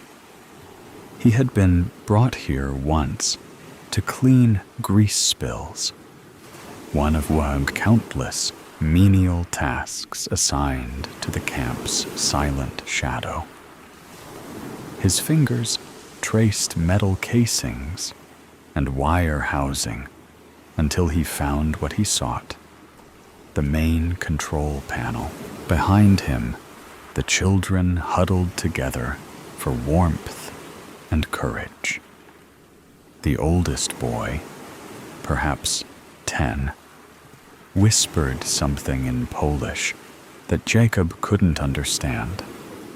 The words dissolved into the mechanical growl surrounding them. Language had become irrelevant. Only action mattered now. Through the shed's single grimy window, Jacob watched lights flicker on across the camp as day surrendered to evening. Searchlights awakened, their harsh beams cutting white arcs through gathering darkness. Guards emerged from barracks, rifles slung across shoulders. Somewhere, Obersturmführer Kruger would be awakening to the realization of his catastrophic error. Jacob's hands hovered over the generator's controls. His perfect memory recalled every wire, every connection observed during his brief exposure to the machine's inner workings. Disabling it would plunge the camp into darkness and deactivate the electrified fence. But the backup systems would engage within minutes. Their window for escape would be measured in heartbeats. A distant alarm shattered the twilight, a shrill mechanical scream that announced discovery. Whether Kruger's missing keys or the children's absence had triggered it remained unknown. The distinction was academic. The hunt had begun. The smallest girl pressed herself against Jacob's side, her body trembling like a captured bird. He placed a reassuring hand on her head, then turned his attention back to the generator. Its massive form contained both their imprisonment and their salvation. Jacob seized a wrench from a nearby workbench and wedged it between critical gears. With calculated force, he twisted until metal screamed against metal. Sparks erupted in blue-white constellations, reflected in the wide eyes of the watching children. The generator's rhythm faltered, coughed, then disintegrated into mechanical death throes. Lights across the camp flickered, dimmed, and died. Darkness descended like a blessing, punctuated only by the crimson pulse of emergency lights and the distant, frantic beams of guards' flashlights. Jacob yanked the shed door open. Freedom waited in the gathering night, separated from them by a single fence now rendered harmless. He gestured urgently to the children, pointing toward the eastern boundary, where forest began 200 meters beyond the perimeter. Dogs barked in the distance, savage, hungry sounds that accelerated their terror into action. The children poured from the shed like water finding its level, Jacob bringing up the rear. The smallest girl's hand remained locked in his as they navigated by instinct and starlight toward the fence. With his free hand, Jacob tested the metal mesh. No electricity hummed beneath his fingertips. The backup generators had not yet engaged. He boosted the smallest children over first, their bird-like bodies barely disturbing the wire. The older ones climbed with desperate strength, tumbling to freedom on the other side. As searchlights swept closer and dogs barking intensified, Jacob hoisted himself upward, muscles straining against the weight of exhaustion and malnutrition. Barbed wire tore through his threadbare clothing, carving shallow furrows into his flesh. Pain registered as distant information, irrelevant to the imperative of movement. He dropped to the ground beyond the fence, landing beside the waiting children.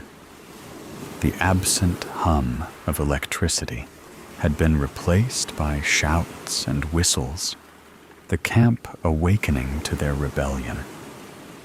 Jacob pointed toward the dark line of trees in the distance. "Run," he mouthed silently, the word forming on lips that had forgotten speech. Together, they fled across open ground, 6 shadows merging with the greater darkness. Behind them, Flashlight beams swept the area around the disabled generator. Ahead, the forest promised concealment, if not safety. The space between represented the most dangerous passage of their lives, exposed, vulnerable, illuminated by nothing but faith and starlight. The forest swallowed them whole. Pine needles cushioned their footfalls as the scent of resin replaced the camp's miasma with air that tasted of possibility. Jacob led them deeper into the wilderness, away from searchlights that strafed the forest edge like mechanical predators. Behind them, the camp's alarms continued their frantic cry, a sound that diminished with each step, but remained embedded in their consciousness like a splinter beneath skin. The smallest girl stumbled, her strength finally failing. Jacob caught her before she fell, lifting her slight weight into his arms. She weighed no more than autumn leaves, her bones fragile as a bird's, beneath his hands. Her head came to rest against his shoulder, absolute trust in the gesture. They continued for what might have been hours or minutes. Time had dissolved into meaningless abstraction. Distance alone mattered now. Every meter gained was a victory against death. The other children followed Jacob without question, their faith in his silent guidance absolute. A stream appeared, silver in the moonlight. Jacob gestured for them to drink. The water tasted of stone and stars, reviving something beyond their physical bodies. Perhaps hope, perhaps humanity. The oldest boy spoke, his voice a rusty hinge breaking the forest's solemn quiet. Müssen wir weitergehen? Must we go further? Jacob nodded, pointing deeper into the forest. The danger had not passed. Dogs could track them for kilometers. Morning would bring planes, searchers, consequences. The Reich did not surrender its prisoners easily, especially those who carried knowledge of what transpired behind electrified fences. The smallest girl stirred in his arms, her eyes reflecting fragments of moonlight.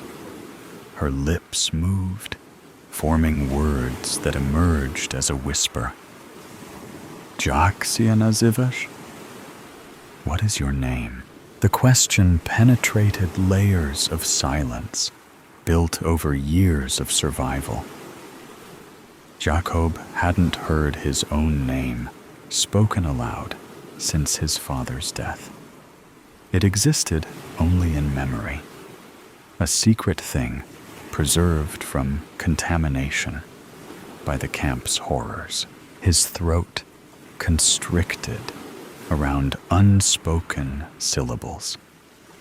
Speech had become foreign territory, a country from which he had been exiled. Yet something stirred within the wasteland of his voice, a seed breaking through frozen ground after endless winter. Jacob, he whispered, the sound strange and wonderful in the forest's embrace. His voice emerged broken, raw with disuse, but undeniably his own. Jestem Jakob.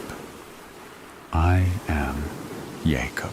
The girl's smile transformed her hollow face. revealing the ghost of beauty that starvation had nearly erased. "Estera," she replied, offering her name as a gift in exchange for his. The other children murmured their own names: Tomasz, Lilka, Beniek, David. Each syllable a reclamation of identity. The camp had attempted to replace with numbers. They stood in a tight circle beneath the ancient pines, no longer prisoners, not yet survivors, suspended in the fragile space between captivity and freedom. A distant howl shattered their momentary peace, the unmistakable voice of a tracking dog catching their scent. The hunt continued. Jacob set Estera gently on her feet and pointed westward, where the forest grew denser, offering deeper concealment. "Musimy biec," Estera said with quiet resolve. "We must run." Jacob nodded, taking her hand once more. Together, they plunged deeper into the wilderness. 6 children against an empire, armed with nothing but the desperate courage of those with nothing left to lose. The forest embraced them, branches parting to accept their flight, roots steadying their uncertain steps. Dawn found them huddled beneath a rocky overhang beside a wider stream. Exhaustion had claimed the younger children, while Jacob remained awake, listening to the forest's morning chorus, replacing the mechanized rhythms of captivity. Estera sat beside him, her slight shoulder pressed against his arm. "Dokąd idziemy?" "Where are we going?" she asked, her voice barely audible above the stream's gentle murmur. Jacob's mind, so accustomed to precision and calculation, could offer no certain answer. The geography of freedom remained unmapped territory.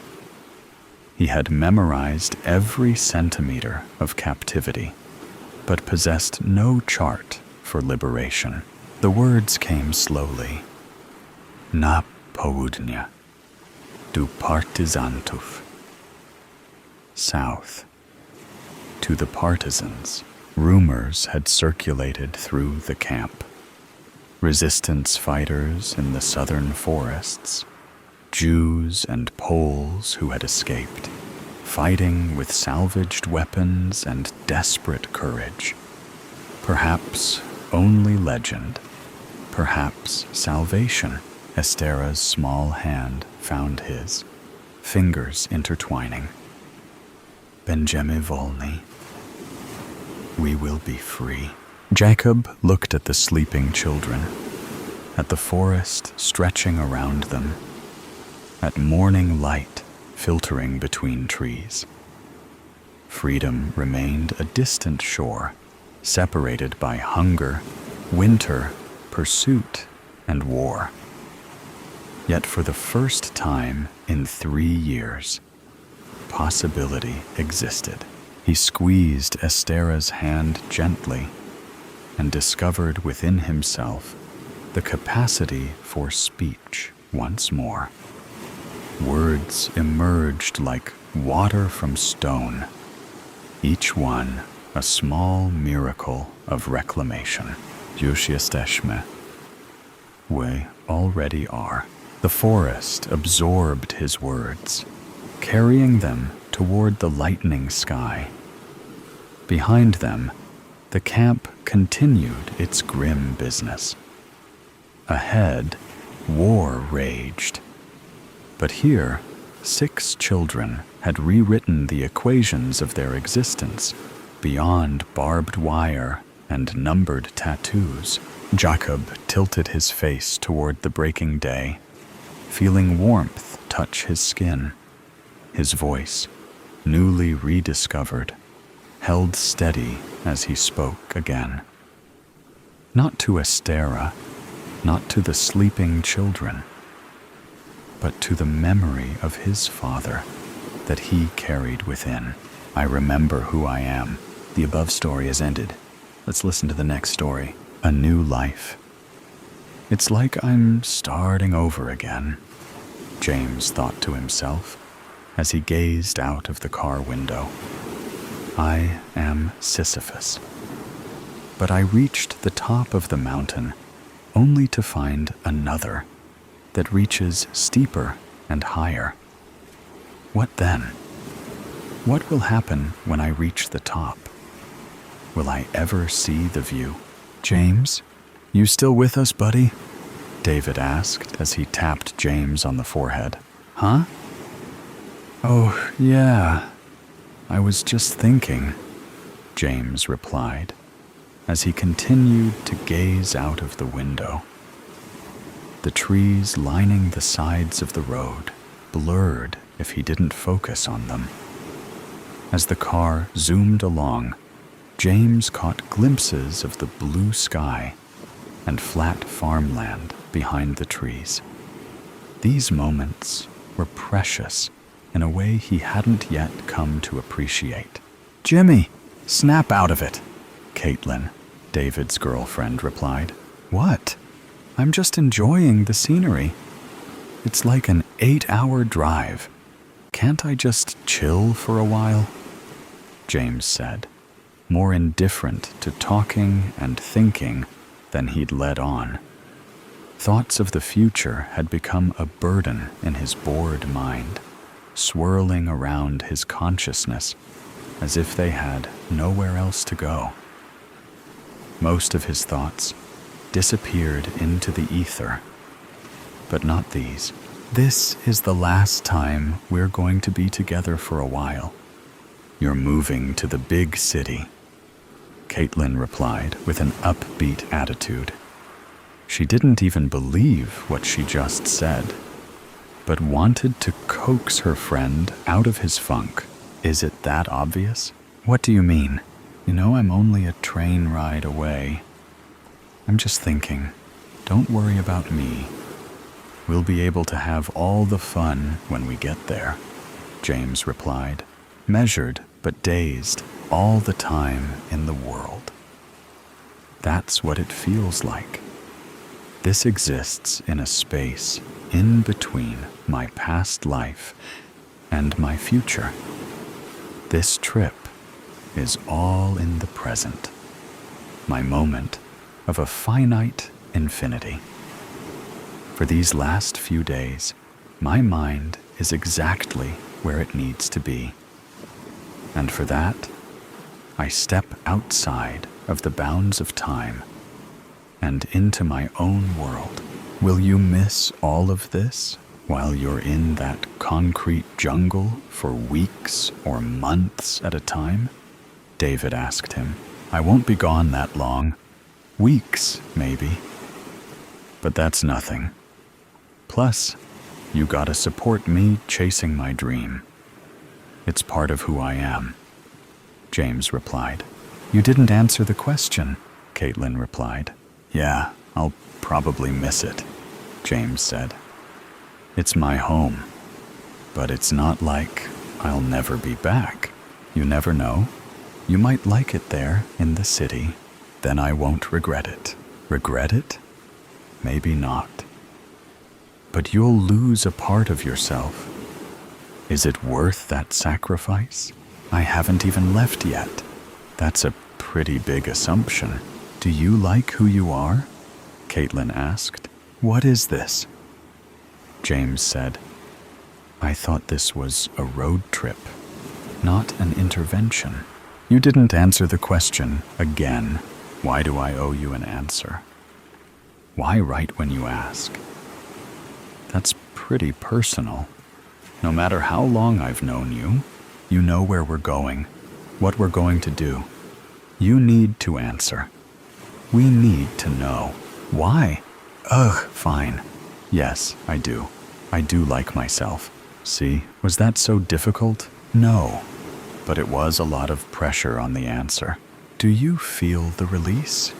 The release of confession? I guess. Exactly. I knew you'd be a great fit. Where are we going? David, you've been quiet, James asked. You'll just have to see, David replied. Shoot. 8 hours into the Canadian wilderness. It's probably not too cold. It's spring, after all. But still, do we really have a plan on where we're gonna stay? All we need is a tent, sleeping bag, some water, and food. We'll be fine, David replied. But where are we going? You said you had a plan. Don't worry about it, James. It's a surprise. The conversation died down for a while, giving James a moment of reprieve. One that he needed now more than ever. His introspective nature, combined with the uncertainty he was feeling with his friends, was beginning to take up more space in his mind. Maybe, I don't know, Dave and Kate as well as I thought. We've only been friends for a year or so, but I thought that was long enough. A vacation into the unknown, they said. A vacation into the unknown, I thought. What a wonderful way to separate my past and future. A moment outside of time. At least, metaphorically, a moment outside of time. That was the last thought that crossed James's mind as he drifted off into a light nap, waking periodically with the increasing bumps on the road as the pavement became worn. It was a clear sign that they were getting closer. The harsh winter weather would break down the concrete year after year until it turned into rubble. Where are we? James asked as he awoke. You've been out for a while, like an hour? David replied. We're outside of the U.S. border and into Canada. Just past a few towns. Hard to say exactly, though. Caitlin replied. If you don't know where we are, how do you know where we're going? Also, how did we go through the border without either you or the border officials waking me up? Oh, don't worry. We just grabbed your passport out of your bag, and they let us go. You went through my bag? James replied, as he looked over and saw everything tousled around. Some items still in the bag, and others outside. But either way, it was chaotic. How did I sleep for so long? I just took a sip of my water and passed out. Don't worry so much. We were just trying to let you sleep. With all the time we have left, we figured you wouldn't mind putting your bag back together. Wait, how long was I out? Where's my phone? That clock doesn't seem right. The views outside the car had turned into green trees. But instead of farmland behind them, there were just more trees. They kept whizzing by, but if he focused on the mountain painted across the sky in front of him, everything was steady, and the trees were clear. The north face. That's what they've been talking about. The north face of the mountain, leaving all of society behind for a while. Nobody exists on the other side of that mountain. We will become truly alone. Is that why I've been thinking of this? James, you got all quiet for a moment, David asked. I just spaced out. My bad, James replied. Yeah, don't worry about my bag. Thanks for letting me sleep. The mountain grew larger as they approached. Seemingly every few minutes, there was a noticeable change in the horizon. The mountain is growing, but the clock is barely changing. How is that possible? It's like we've driven hours in minutes. The closer we get, the faster everything seems to speed up. Where the hell am I? What's going on here? We're here, Caitlin said with a tone of excitement and playfulness. James opened the car door and stepped outside. It was like nothing he had ever seen. The mountain was all around them, like a cylinder cut out of rock, as high as he could see. The car was in a clearing, but broadly. There were more of the green coniferous trees that surrounded the mountain. It was dark outside, and as James craned his neck towards the sky, the constellations were so luminescent.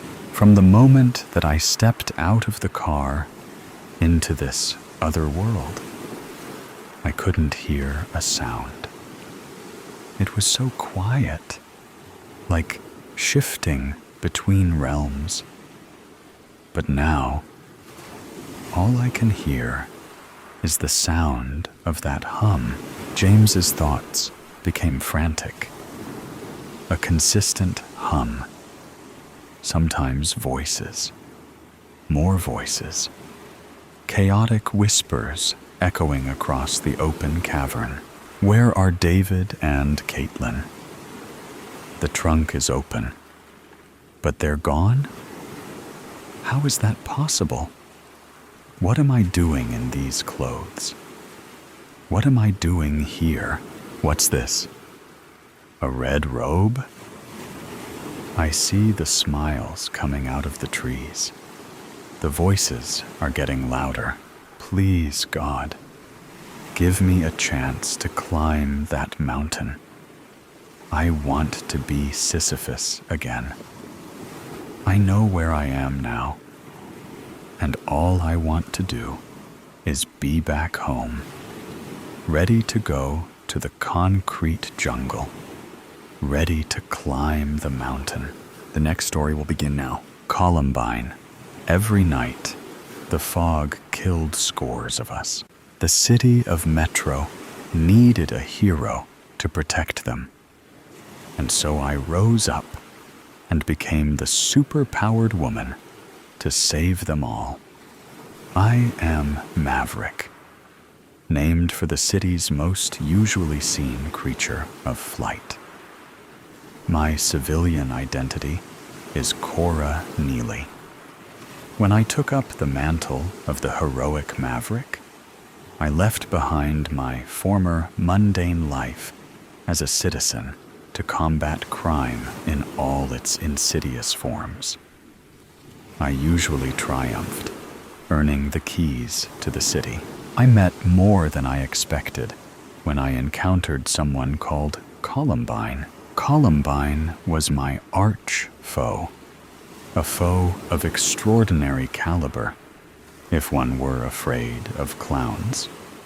She was a commedia dell'arte themed supervillain whose motive was to destroy the city of Metro, weaponizing lethal gas in the form of mist in our city every night that killed many inhabitants. Her motive was to eradicate Handcroft Laboratories, an organization responsible for medicine and chemicals vital to Metro's health and progress. One day, I discovered a formidable truth when we battled amid the towering skyscrapers of Metro. I was having a midnight flight when she arrived, indigo-haired with matching lipstick, taunting me with maniacal laughter. Up until this moment, I had yet to meet someone so unhinged and so glaringly dangerous. We would grow close in later years, but that night, the fight was for mutual detest as much as it was about survival.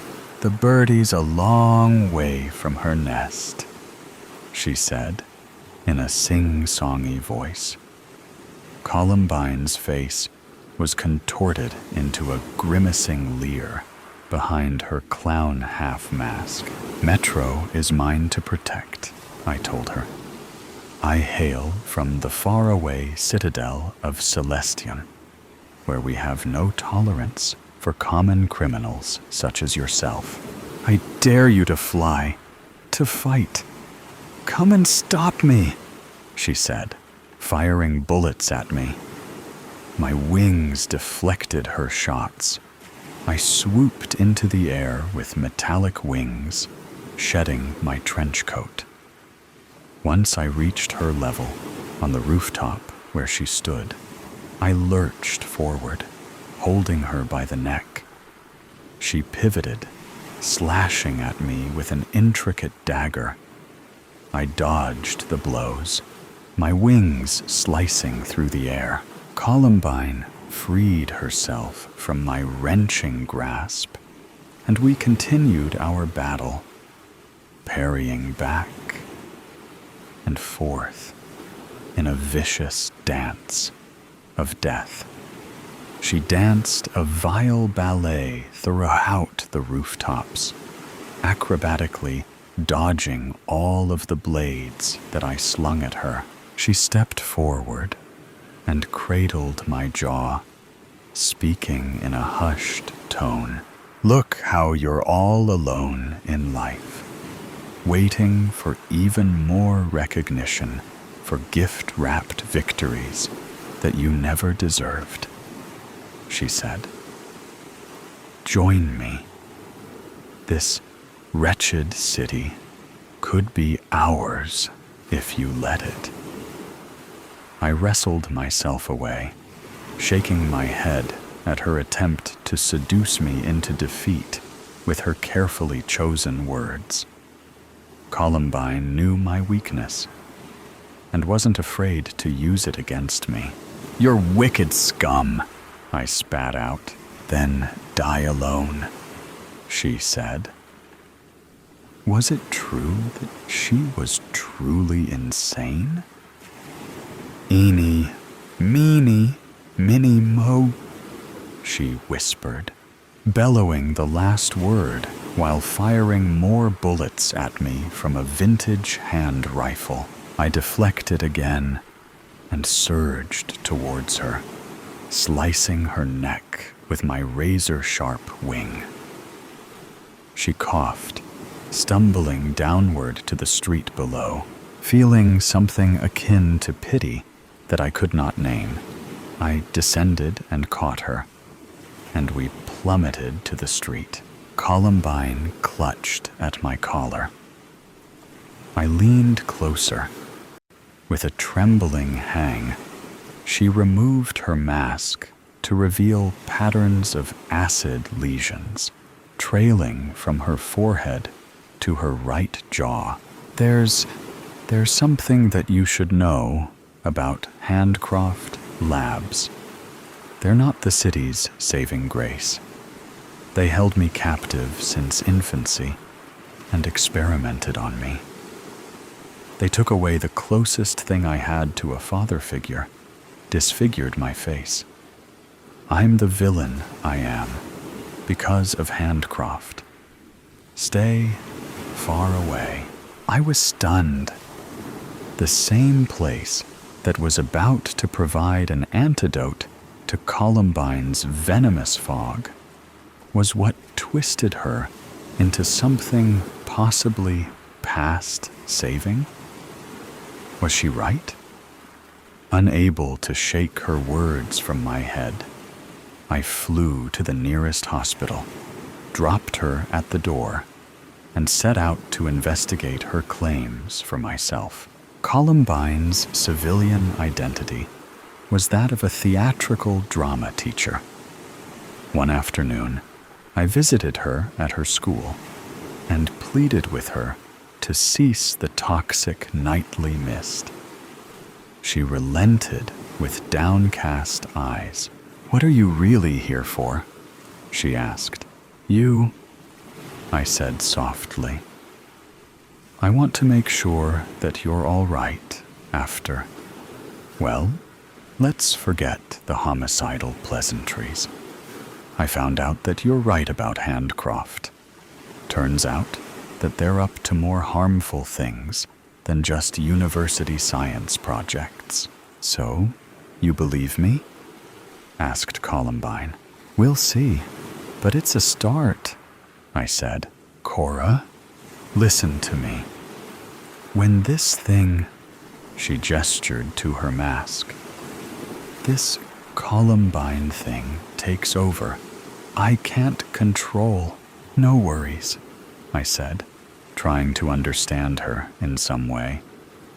"This city I used to put on a spectacle pits us against each other. It's outside both of our control." As time went on, we continued our game of fighting and alternately reconciling, with no conclusive winner every time. Sometimes I let her get away. Other times, she purposely ceased to slay me. She was right about handcraft, so we joined forces to end their schemes forever. Having succeeded, we became more than hero and villain. We were connected by a common goal.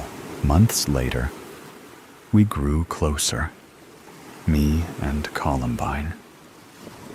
At one time, I woke up and got out of bed to find that she wasn't in my room anymore. There was a note. "Dear Cora, I can't keep up this charade anymore. I have to go after an enemy of yours on my own. I'm sorry. Columbine Claude XOXO." I wept for hours at losing someone I had fought alongside to save our city. When my tears ceased to fall, there was one thing I knew for certain: that I would hunt Columbine down from every corner of the earth until I found her. My search would continue. We think it's over, but in fact, it's just begun. The next story will thrill you in a completely different way. Rambling Rose. "I'm late!" Life always passes over me. "I'm late" is just another phrase for situation normal. Absolutely fluffed up. Did you put in your application, Rosie? An unnecessary question, probably motivated by a sense of duty. I give my usual frown and grimace, a sigh, an "I don't care, but will try to appear concerned" look. The office crew is sniffing each other out. They're silently musing on the expected unfairness, their anticipated realization of failure, judging nepotism or brown-nosing from each participant. Jones, from service and repair, has been studying his policies. Gretel has finished her Certificate 4 in admin. Will is confident and also disgruntled because he has been at the WAM desk for 3 years and feels he deserves the promotion. Georgia has made coffee for the PA to the director every day for the last 2 months, and today has homemade chocolate brownies. The bright young things wander confidently, secretive, holding clipboards, adjusting their ties and hair clips. It's a yearly raise of $20K, and not to be ignored. But I most studiously ignored it. The primitive yearning for some freedom has snared its unrealistic teeth right into my IT life. Hell, I don't even know what the word means.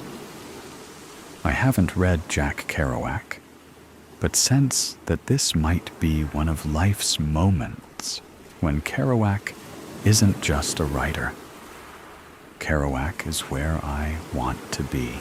Pens, wads of reports, tea bags, coffee bags, a banana already populated with several tiny Drosophilas, laptop charger, some screwed up piece of something, possibly a chocolate wrapper. Everything into the locker. Close the door tightly before anything falls out. There may be war once the position is filled. It's a late winter, but June in the Highlands is starkly beautiful, misty, haunting even. The trains have all left, and I park my red Subaru into a free parking lot. The sky is an empty gray slate, and the new moon barely lights the smooth concrete platform. I walk carefully to the graveled exit, look into the darkness, and start walking beside highway number 1. Nobody would know if I am man or woman, as my hair is tucked into a black beanie. Nobody will try to stop for me, and I swagger, trying to look dangerous and unwelcome. My wind jacket is old and barely covers my hips. My tracky Dax, gray, also old. Just another vagabond itinerant wandering the roads. I step purposefully, too quickly, and slow myself. The journey, not the destination, I say. The crunch of the gravel beneath my rubber-soled gym shoes is satisfying. Each step releases its perfume of rain, oil, and petrol. I breathe its nourishment like a 4-year-old who has escaped from the front yard onto the street for the first time. A dog howls and then barks, and the cars gradually dissipate.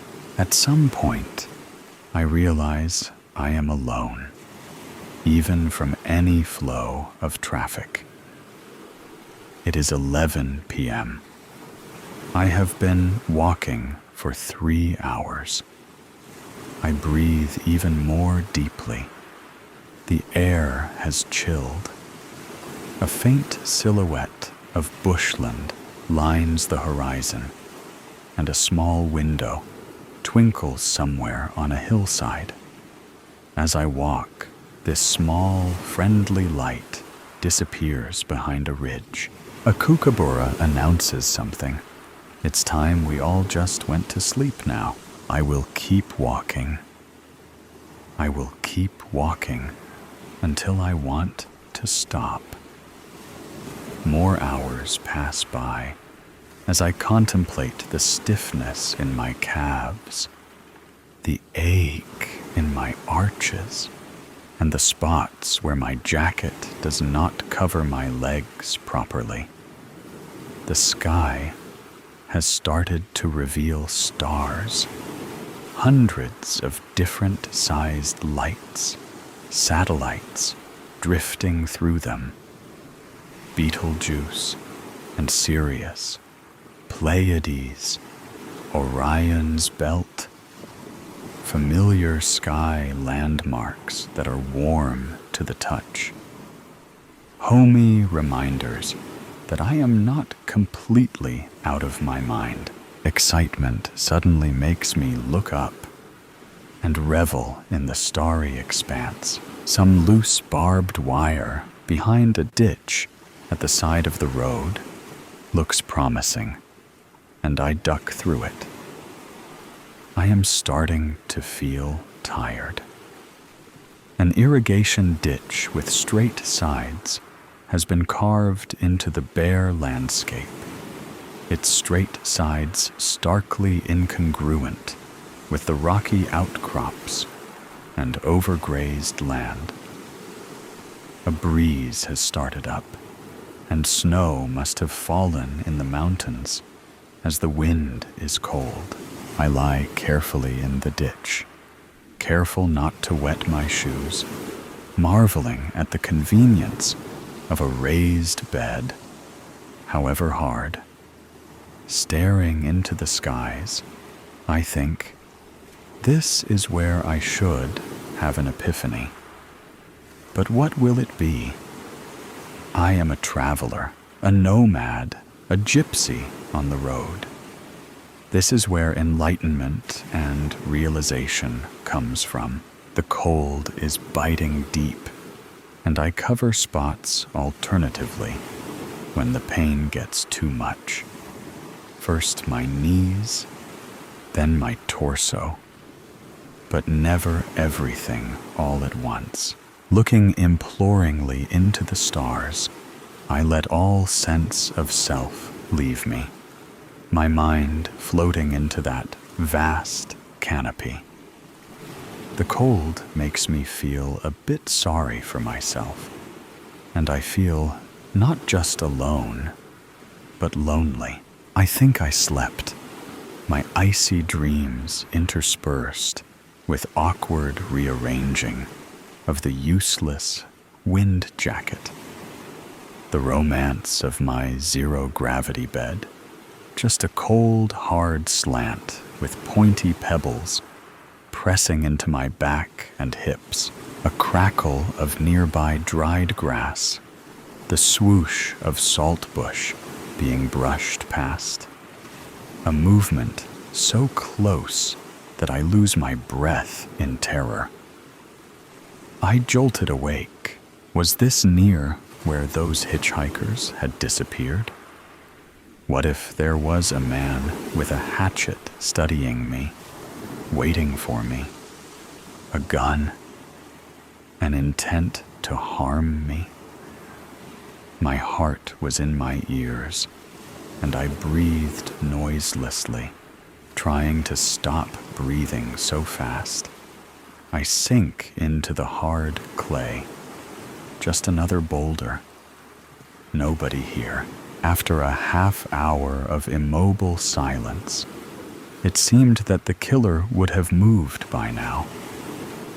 But I slowly lifted my chin to survey what was behind me, above the ditch, expecting any moment my life could be taken from me.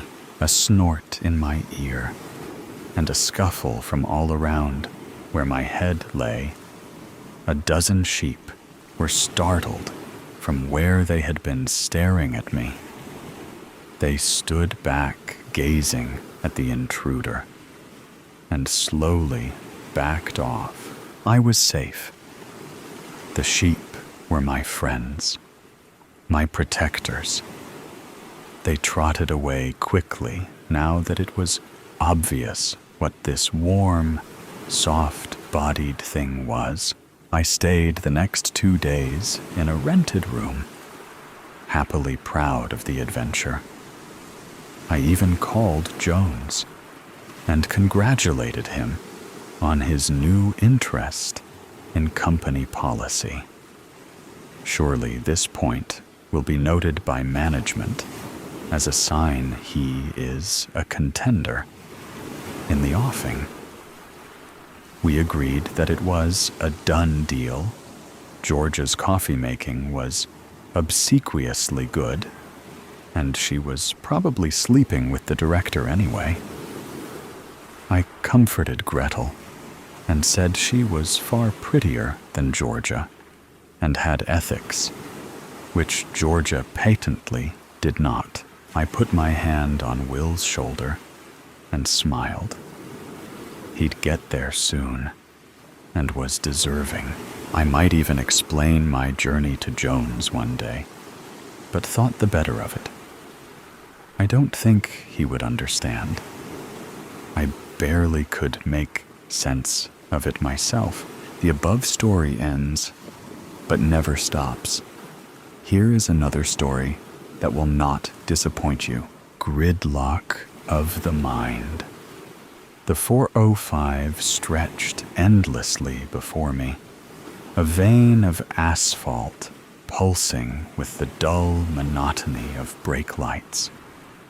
Every morning, I merged into the current of half-conscious souls, each of us trapped in the same routine, inching forward to destinations we resented.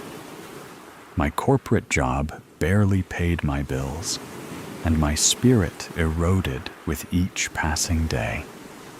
Yet, like a prisoner resigned to their cell, I got into my car every morning, hoping, futilely, that something, anything, would change. Today felt no different. The same stifling air, the same murmur of the radio, the same dull ache pressing behind my eyes. I stared ahead, watching as the red taillights blinked and glowed in a never-ending pattern, hypnotic in their rhythm. I sighed, my hands gripping the wheel. This wasn't life. This was something else. Some cruel purgatory where change was an illusion. As I drove, a strange sensation washed over me, an unsettling tug at the back of my mind. It was faint at first, like the nagging feeling of forgetting something important. My fingers tightened around the steering wheel. Had I left the stove on? No, I hadn't cooked in days. My laptop? No, it was in my bag, thrown onto the passenger seat in my usual morning autopilot. Then what? My phone rang, vibrating against the plastic cup holder. The number flashed on the screen. Unknown. But I knew better. Bill collectors. I clenched my jaw before answering, already bracing myself. Hello? A voice on the other end rattled off my name, their tone all business, all demand. We're calling about your outstanding balance. I exhaled sharply, my frustration boiling over. Do you think I don't know that? Do you think I just forgot? I'm sitting in traffic, wasting my life away every single day to make barely enough to survive. And you think I magically have money for you? Tell me, how am I supposed to pay you when I can't even afford to live? Silence. A pause. Then the collector launched into their script again, as if my words meant nothing. I hung up. Hard. The phone clattered onto the seat, and I turned the music up. Loud. A mix of music and Spotify affirmations played in an endless loop. You are strong. You are capable, a voice repeated. But the words felt hollow against the weight pressing down on me. I switched back to music, something loud enough to drown it all out. But after a few minutes, I found myself back on the affirmations, searching for something, anything that might stick. You are in control of your life. the voice insisted. I scoffed, flipping back to music again. The bass thumped through my chest, rattling through my bones, drowning out the rage, the helplessness, the crushing weight of it all. I shook the feeling off and pressed forward. But the thought gnawed at me, creeping into the corners of my mind like an itch I couldn't scratch. The traffic slowed, locking me into a dead stop between exits. I drummed my fingers against the wheel, the silence growing unbearable. Something was wrong. Something was missing. The air inside the car felt heavier now, oppressive. I adjusted my rearview mirror and caught a glimpse of my own eyes, shadowed and hollow. Was it always this way? Was I always this way? The weight of exhaustion bore down on me. My limbs felt heavier than they should. Had I slept enough last night? Had I ever slept enough? I closed my eyes, taking slow, steady breaths. But when I opened them, the scenery outside seemed different. The colors muted, the sounds dampened. My vision blurred for a moment before snapping back into focus. But the creeping unease remained. I was losing time. One moment, I was at the interchange, and the next, I was pulling into the parking garage beneath my office building. My heart pounded as I stepped out of the car, my legs unsteady, as if I had forgotten how to walk. The air felt wrong, too thick, too still. I moved through the lobby, the fluorescent lights above buzzing softly, pressing against my skull like a dull migraine. The elevator doors slid open, and I stepped inside. The mirrored walls reflected me back at myself. And for a fleeting moment, I saw something else. A blur, a shadow of someone who wasn't quite me. I blinked, and it was gone. The doors opened to my floor, and I walked down the sterile hallway, my footsteps muffled against the carpet. My hands were cold, my breath shallow. My mind screamed at me to turn back, to run, but my body moved forward, as if caught in the undertow of a dream. I reached my office door, hesitated, then turned the knob. The room was dark. The air smelled of familiarity, of something deeply personal. My breath hitched as I took a step inside, and the walls expanded, morphing, shifting. No, I wasn't at the office. I was home. My bedroom lay before me, unchanged and untouched, as if I had never left. My unmade bed, the half-empty coffee cup on my nightstand, the soft hum of the city outside my window. I stumbled backward, my heart hammering. How? I had driven here. I had spent an hour in traffic. I had been walking into my office just moments ago. I turned, reaching for the door, but when I opened it, There was no hallway, just the same road, the same endless stretch of the 405. My hands trembled as I turned back toward my room, only to find it dissolving around me, slipping through my fingers like sand. And then I was back in my car. Traffic had barely moved.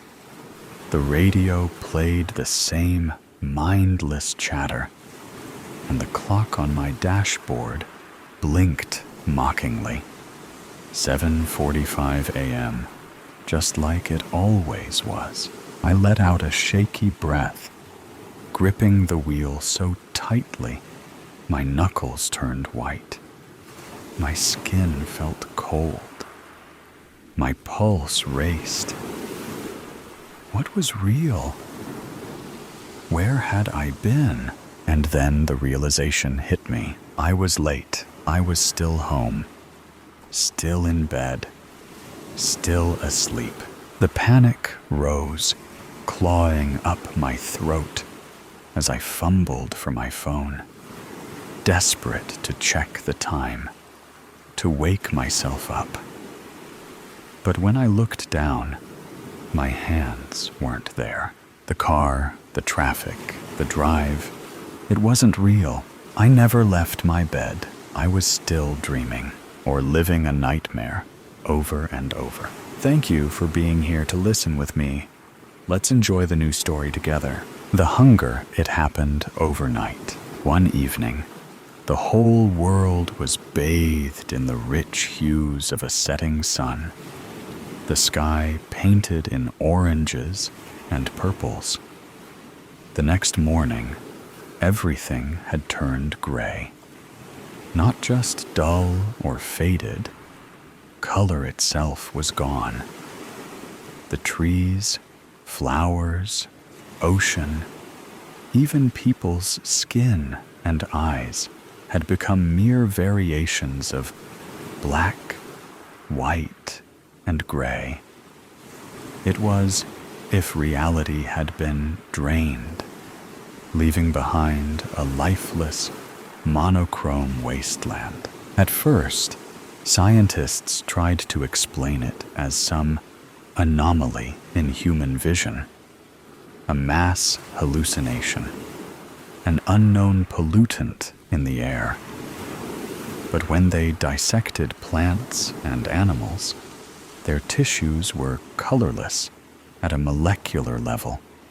Screens, paintings, dyes, nothing could produce a single shade beyond the grayscale spectrum.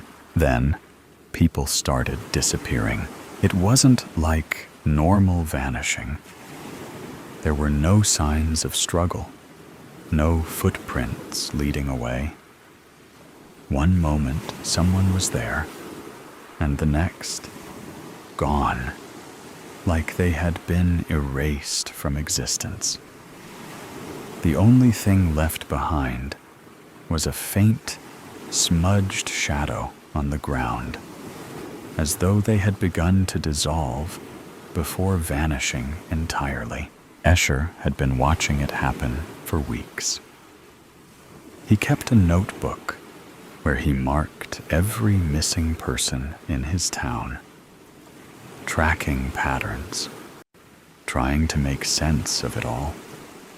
At first, the patterns were unclear, just a slow trickle of missing people. The painters, the poets, the dreamers, those who had dared to whisper about color, to grieve its absence, were the first to go. Then, it was the children who still dreamed in color, their small voices describing the impossible.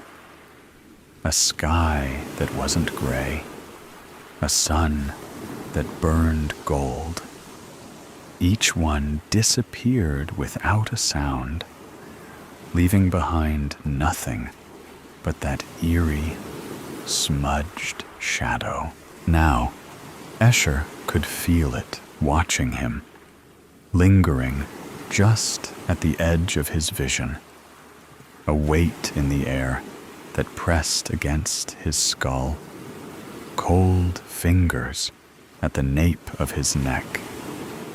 The more he thought about color, the stronger it became, like a slow, suffocating whisper wrapping around his mind. He had a theory, but it curdled in his stomach like rot.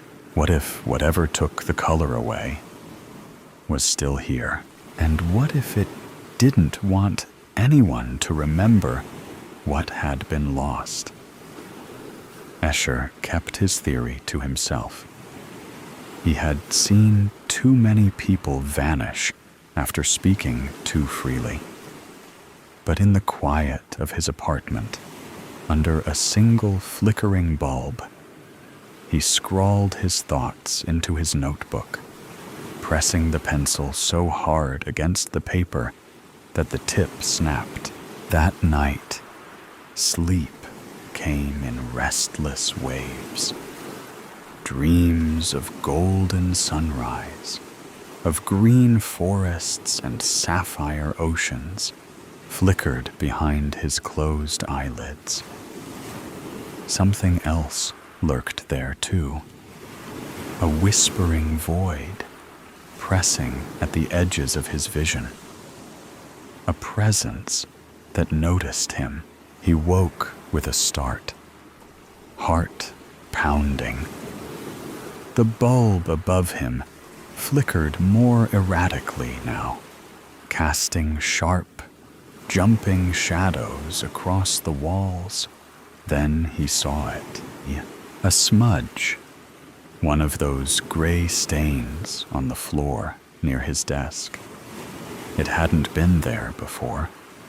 It looked like the others, the ones left behind by the vanished. But he was still here. Escher reached out a shaking hand, brushing his fingers over the smudge. Ice shot up his arm. His breath hitched, his vision wavered, and for a split second, he saw something, a figure, a shifting mass of darkness standing in the corner of his room, featureless, faceless, but watching him, waiting. The moment passed, and he yanked his hand away. The thing was gone, but he knew it had been real. He flipped open his notebook with trembling fingers. If he was right, he had limited time before it came for him. He needed answers. Somewhere out there, someone knew the truth. Someone who was still alive. Escher didn't sleep again that night. He sat at his desk, staring at the smudge on his floor, waiting for it to move. It didn't, but something else did.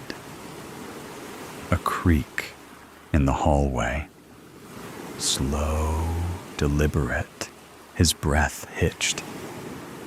He lived alone. The sound came again, closer this time. A dragging shuffle, like bare feet sliding across wooden floors. Escher reached for the nearest object, a rusted letter opener. Pathetic, but it was something. He moved toward the door, silent, his pulse slamming against his ribs. He pressed his ear against the wood. Nothing. Then a whisper.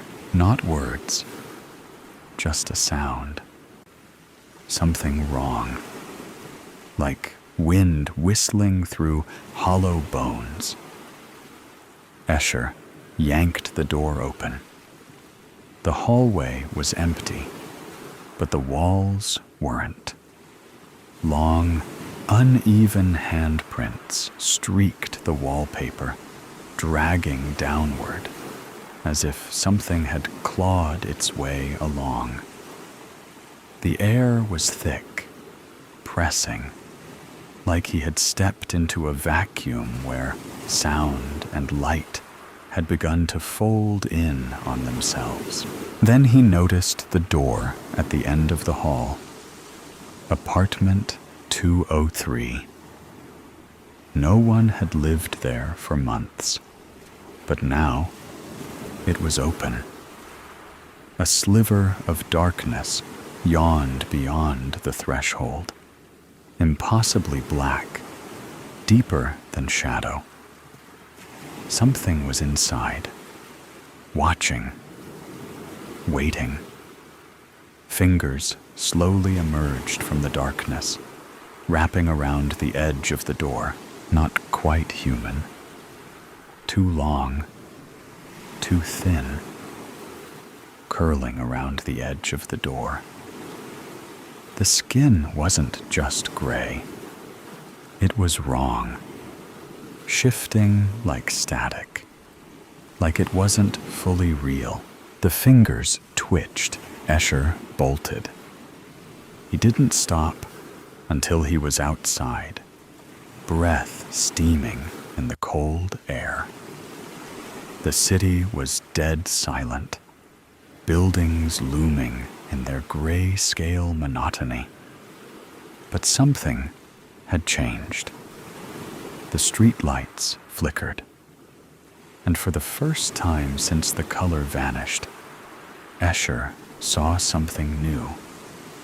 In the distance, above the rooftops, high in the night sky, a single, pulsing red light, the first color he had seen in weeks. And deep in his gut, Escher knew. It was calling to him. He had two choices: run the other way and pretend he never saw the red light, or go to it. Every survival instinct screamed for the first option, but something deep inside, something primal, pulled him toward the second. It was the first color in a world that had been stripped bare. It was wrong, unnatural, but it was something. His feet were already moving. The city was eerily empty. Cars abandoned at intersections, their windshields coated in dust. Storefronts remained open, shelves half-stocked, as if people had simply walked away from their lives. The red light pulsed, steady and slow, coming from the tallest building in the city, the old communications tower. As Escher approached, he felt it before he heard it. A deep, low hum, subsonic, just beneath the range of hearing, but strong enough to feel in his bones. The street lights flickered in time with it. A shadow moved up ahead. Escher froze. A figure stood in the middle of the street, facing away. Motionless, the man, or what had been a man, wore a tattered suit. Its fabric faded to gray like everything else. Something was wrong with him. His arms hung too long at his sides, limp and lifeless. His head titled slightly, as if listening to something Escher couldn't hear. And then, slowly, the man's neck snapped back, bending at an impossible angle. His face. Escher sucked in a deep breath. The man's eyes were gone. Just smooth, gray skin where they should have been. His mouth hung open in a silent, gaping O, like something had hollowed him out from the inside. And then, without moving his lips, a whisper slid from his throat. "You shouldn't see the color." Escher ran. His breath came in short, sharp gasps, feet pounding the pavement. The communications tower loomed ahead. The hum grew louder. The street lights died. Darkness swallowed everything except for the red glow above, pulsing faster now, more urgent. Something was chasing him. He could hear it, a skittering, impossibly fast, limbs scraping against the pavement. The tower doors were open. Escher threw himself inside and slammed them shut.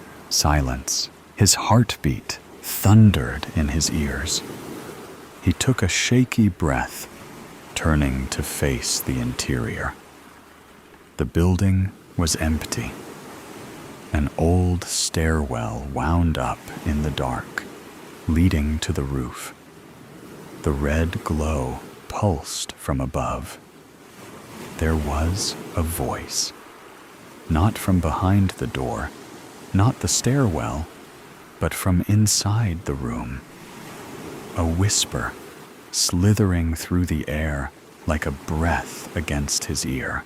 "You were not supposed to remember," Escher finally realized. The red light hadn't been calling him. It had been warning him. He turned slowly, his breath shallow. The room was empty, but the whisper had been right next to him.